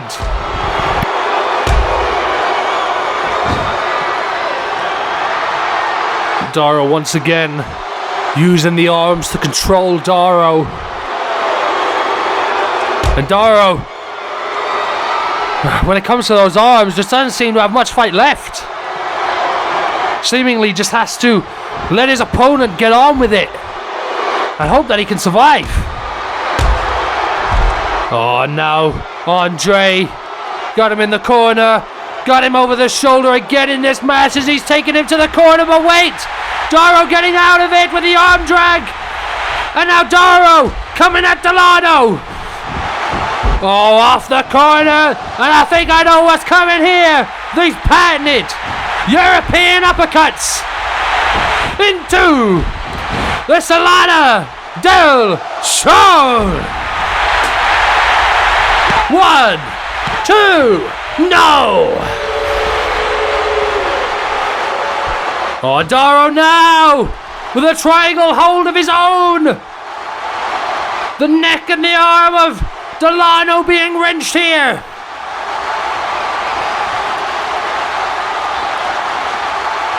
And some just desserts. Some just desserts with Daro. As he's inflicting the same type of damage on Andre. But Andre manages to fight out. Pushing Daro to the side. No! That's that ring awareness. The ring awareness of the veteran. And speaking of ring awareness, oh my God! Daro just catching Delano and tossing him through that table. But wait! Swanton bomb! God damn, get him in the ring, Daro. That's gotta be it. Come on. 1, 2. God damn it! How is that not it? I don't know how Delano survived that one. But Daro needs to keep up the pressure if he wants to secure the victory. If he wants to secure this Lionheart Championship. And here he comes. Oh! Andre! Just avoided it! Sending him into the chat! Oh no, that exposed turnbuckle! And then a big lariat! 1, 2, oh! And I'm not sure how Daro survived that! Crashed into the steel chair. Dropped onto that exposed turnbuckle. Oh, now what is Andre doing? What else could he possibly bring into this match? Wait. What's going on? Uh-oh. Daro's up to some tricks. Daro with the mind games to Andre. And Andre's on the run. And Daro's going right after him with a baseball bat in hand. Oh, no corners. No corners to turn around now, Andre. You got face to face with Daro.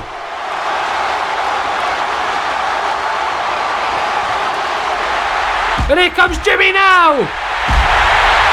Oh, just pounding away on Andre with a baseball bat. And Daro's feeling it now. Both men up on the stage. And you gotta think, anything they hit up there is gonna be twice the impact on that exposed wood. But wait! Oh my God! Looks like Daro was going for the Daro driver, but Delano flipping through with a powerbomb. Oh, and now Daro crawling out into shallow waters, looking to get away from Delano.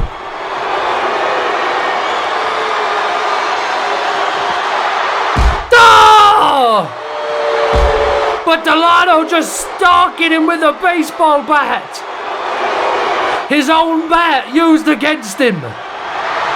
And now where's Andre going? Oh no. Jimmy's been busted wide open and Andre's got a bag, and what is going on? What's in that bag? Oh my God. You can't be serious. Barbed wire? Andre just spread barbed wire across the stage that he got out of that bag.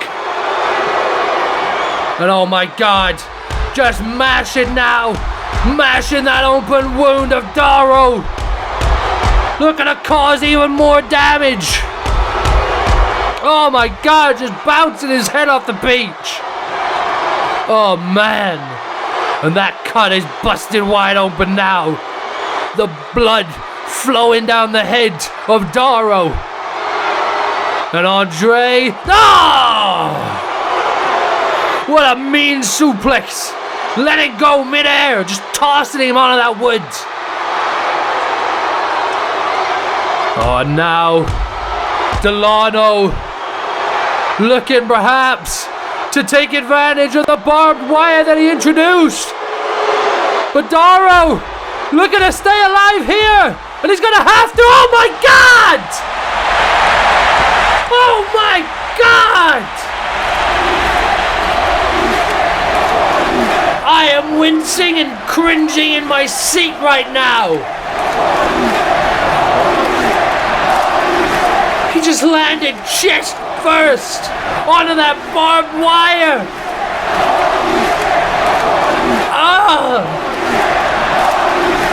And there's blood everywhere. Oh my God. Can Andre even continue in this match? That was, oh my God, it looks like he's been shot up with a machine gun. Jesus.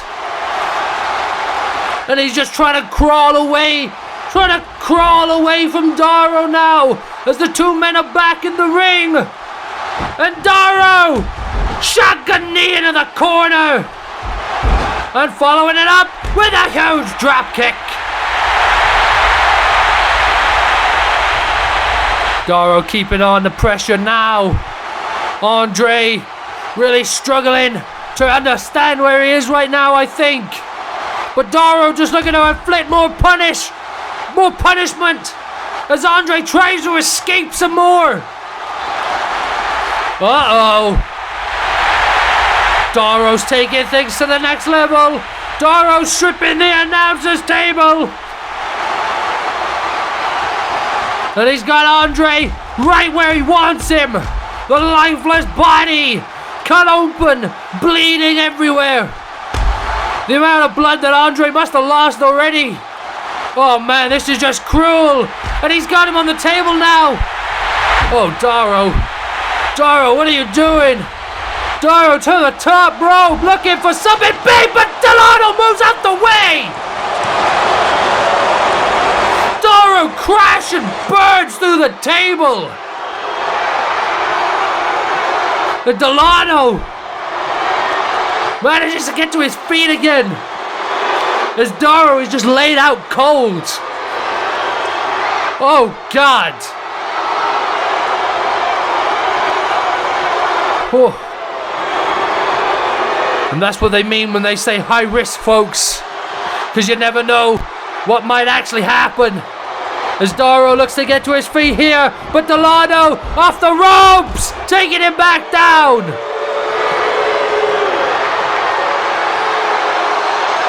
And now it's once again Delano in control of this match after that devastating mistake on the part of Daro. And now it's Daro trying to crawl away. It's Daro trying to survive. Oh! Oh, and here we go. This is classic Andre right here. There's patented combinations. Look at all the blood, man. Look at the amount of blood that these two are covered in. As Andre setting up for the foot and mouth. But Daro moves. Looking for the Daro driver. But no! The back body drop from Andre. And now Andre setting up Daro, stalking him here. What can he be looking for? Wait a minute. The Colossus! That's a Founder's move! 2! Oh! Pulling out the Colossus on behalf of Jinder Mahal! God dang! And even that could have put Daro away! What is Delano gonna have to do? Oh, Delano getting himself amped up now as he goes to the top rope. He'll be looking for that patented frog splash, but wait! Daro's back to his feet! Bash bottom!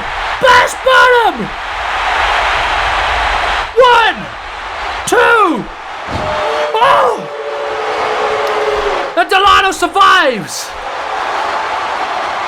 Both these men pulling out all the stops in this one!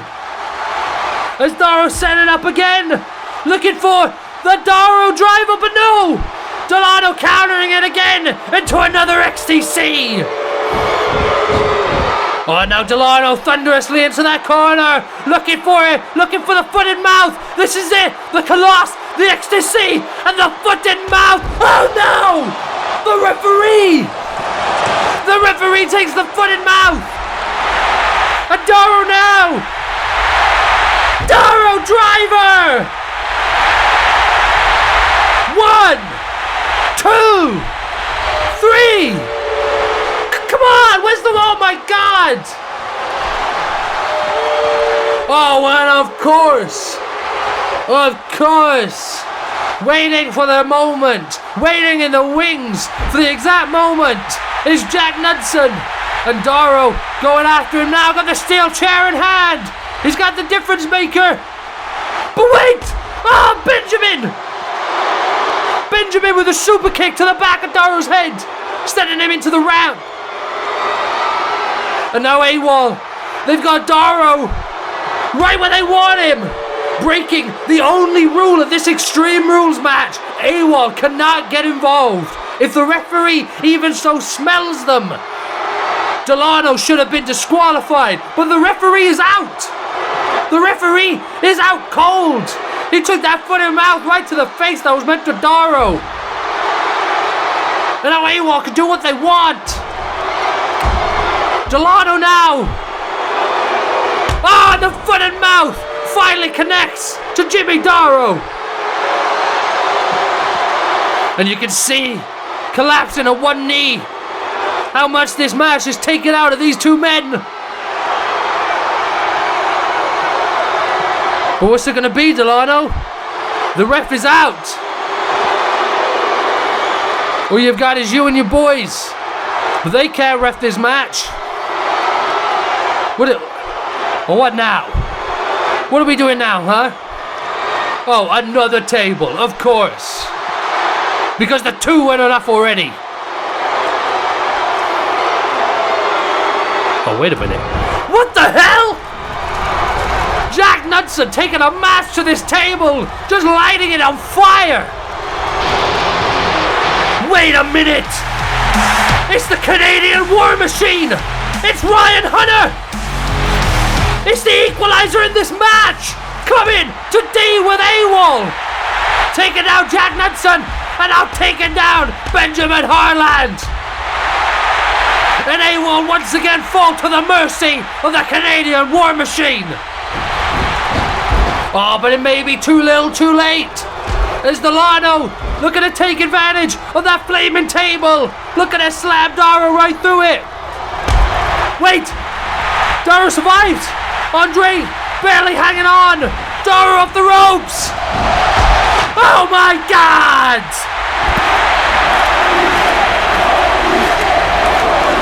A spear through the flaming table! And now both men are out, but Ryan Hunter tossing Andre Delano back in the ring!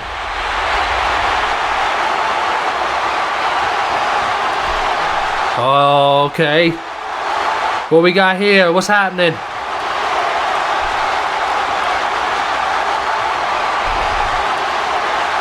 Wait a minute. Ryan's taking off the... Oh my God! Ryan's got a referee shirt on! Is Ryan gonna referee this match?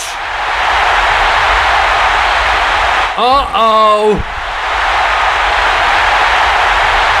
And with the official still out cold, someone needs to fill the shoes, and it looks to be Ryan Hunter! And Andre Delano now, face to face with two of his biggest rivals, as Daro now! Daro Driver! 1, 2, 3. 3! Jimmy Daro has defeated Andre Delano and has become the first ever JAM Lionheart champion, baby! And what a match! Just look at this carnage here around ringside, folks. That destruction. That was insane. Now I knew that these two would go to extreme lengths to cause punishment, to cause suffering to one another. But man, I didn't see those lengths coming. Some really twisted intentions on the side of both men. Whether it be Jimmy Daro bringing in the bat, or setting up the chair in the corner, or exposing the table, or Andre Delano bringing out the barbed wire, or right here using the steel chair to deliver massive damage to the already compromised and injured arm of Daro.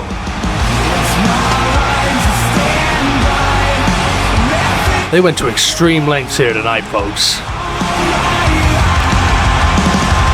Guess it fits the match name pretty well, eh? With there being extreme rules.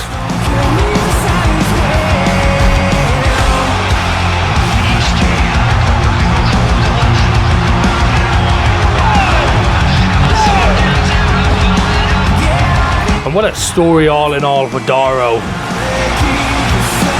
The young upstart really getting his first break in the wrestling world here in JAM, and in such a short time has already risen to such high stardom.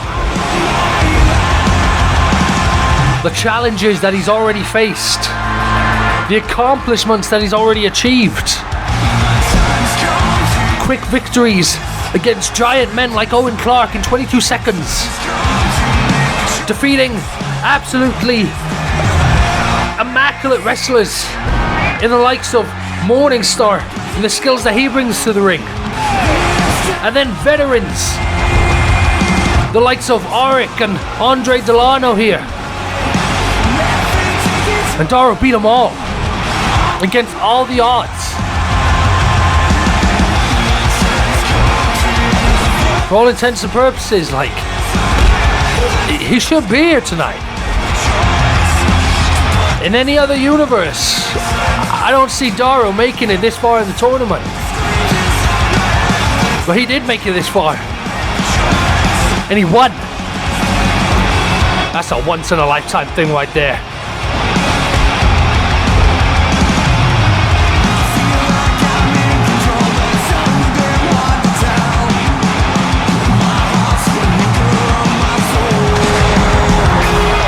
And it was this moment right here that really took the match in a different turn.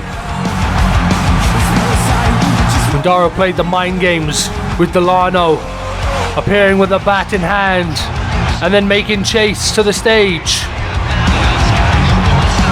It was nothing but just pure chaos. Pure blood and destruction from that point on.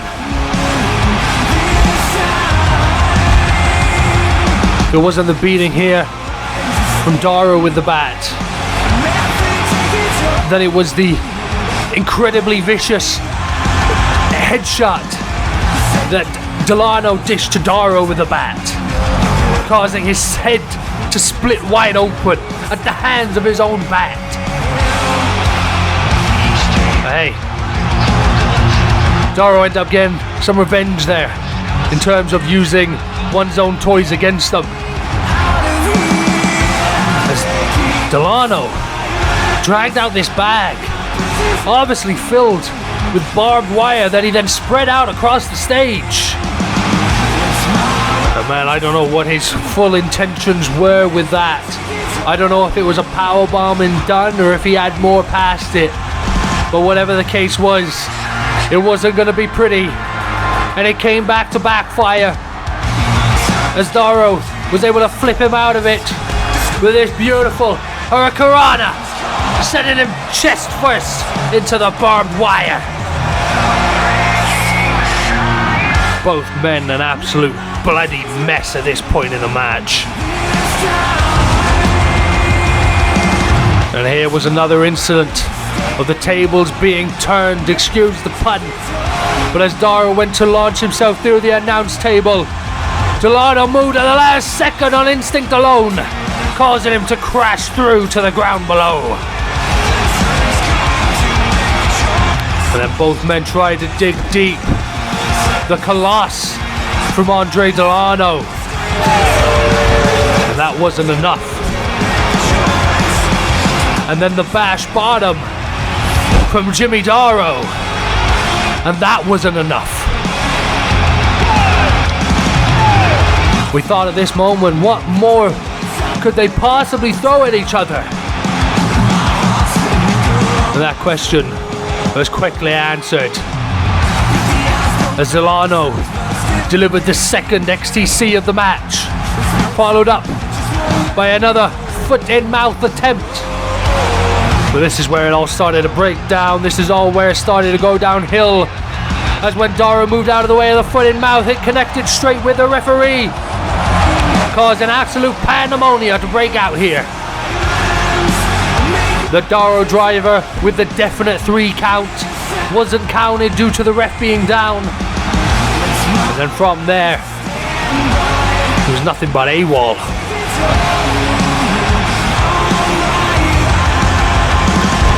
Jack Knudsen was the first to make his stand, and when Jimmy Daro bravely tried to approach him with a steel chair in hand, he was attacked from behind by Benjamin Harland. It was like they planned it all along.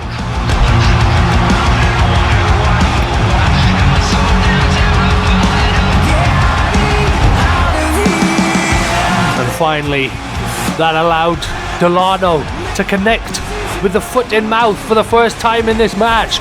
But just like the Daro driver surely securing the victory, there was no ref around to count it. So maximum carnage and maximum destruction then was on the mind of AWOL as they lit this table on fire. But then Ryan Hunter, the Canadian War Machine, came to the rescue, taking out AWOL in favour of Jimmy Daro. I'll be honest, I don't think Ryan Hunter wanted to get involved here tonight. I don't think that was his intentions, and I don't think he meant to lay too many hands on Delano. But man, he wasn't given a choice when AWOL got involved. And Daro wasn't given a choice here, as he was forced to spear Delano through the flaming table. Delano wanted to introduce it. Well, he's going through it. And it was this moment right here where Ryan revealed that he was going to be officiating this match in replace of the other referee. And you knew from this point on, Delano was screwed. No matter what happened, it was all over as Daro delivered the final Daro driver. And as Ryan counted the 3 count, Daro was crowned the Lionheart champion.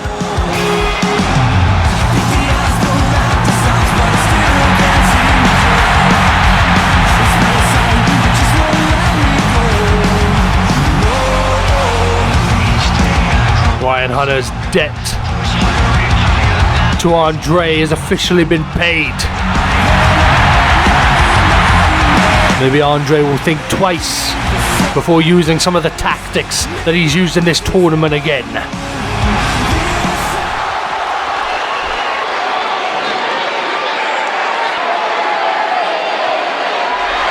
Oh, and there we go. A mutual display of respect there on the part of Ryan Hunter. Like I said, man, I don't think he wanted to be involved tonight. But when he saw AWOL involved and no one to keep the order, I think his hand was forced. But thank God he did. Because without him, I think the wrong Lionheart champion would have been crowned tonight. But thankfully, this is what we have. Jimmy Daro, the first ever JaM Lionheart champion, the first ever world champion of this movement. The young man from Stillwater has been on such an incredible journey since arriving here in Jindera Movement. And to see him finally reach the mountaintop, to see him finally reach the pinnacle, is a sight to behold. Congratulations, Jimmy Daro.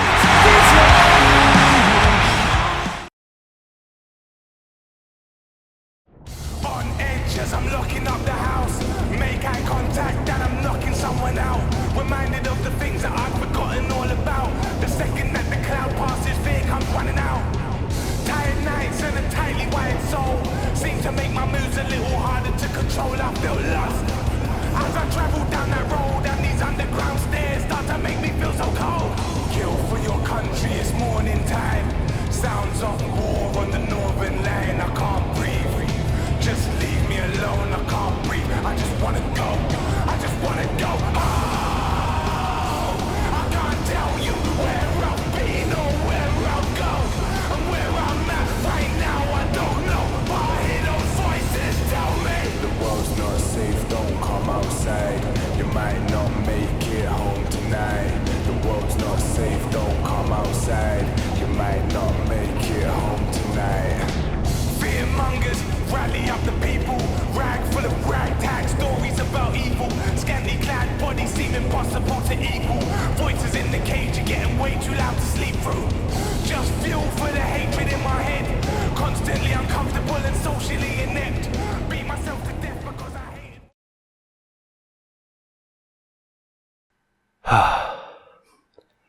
He's gonna be pissed when he finds out we woke him up this early. But no. Jinder's not here to deal with it, as per usual. FRISC 01101.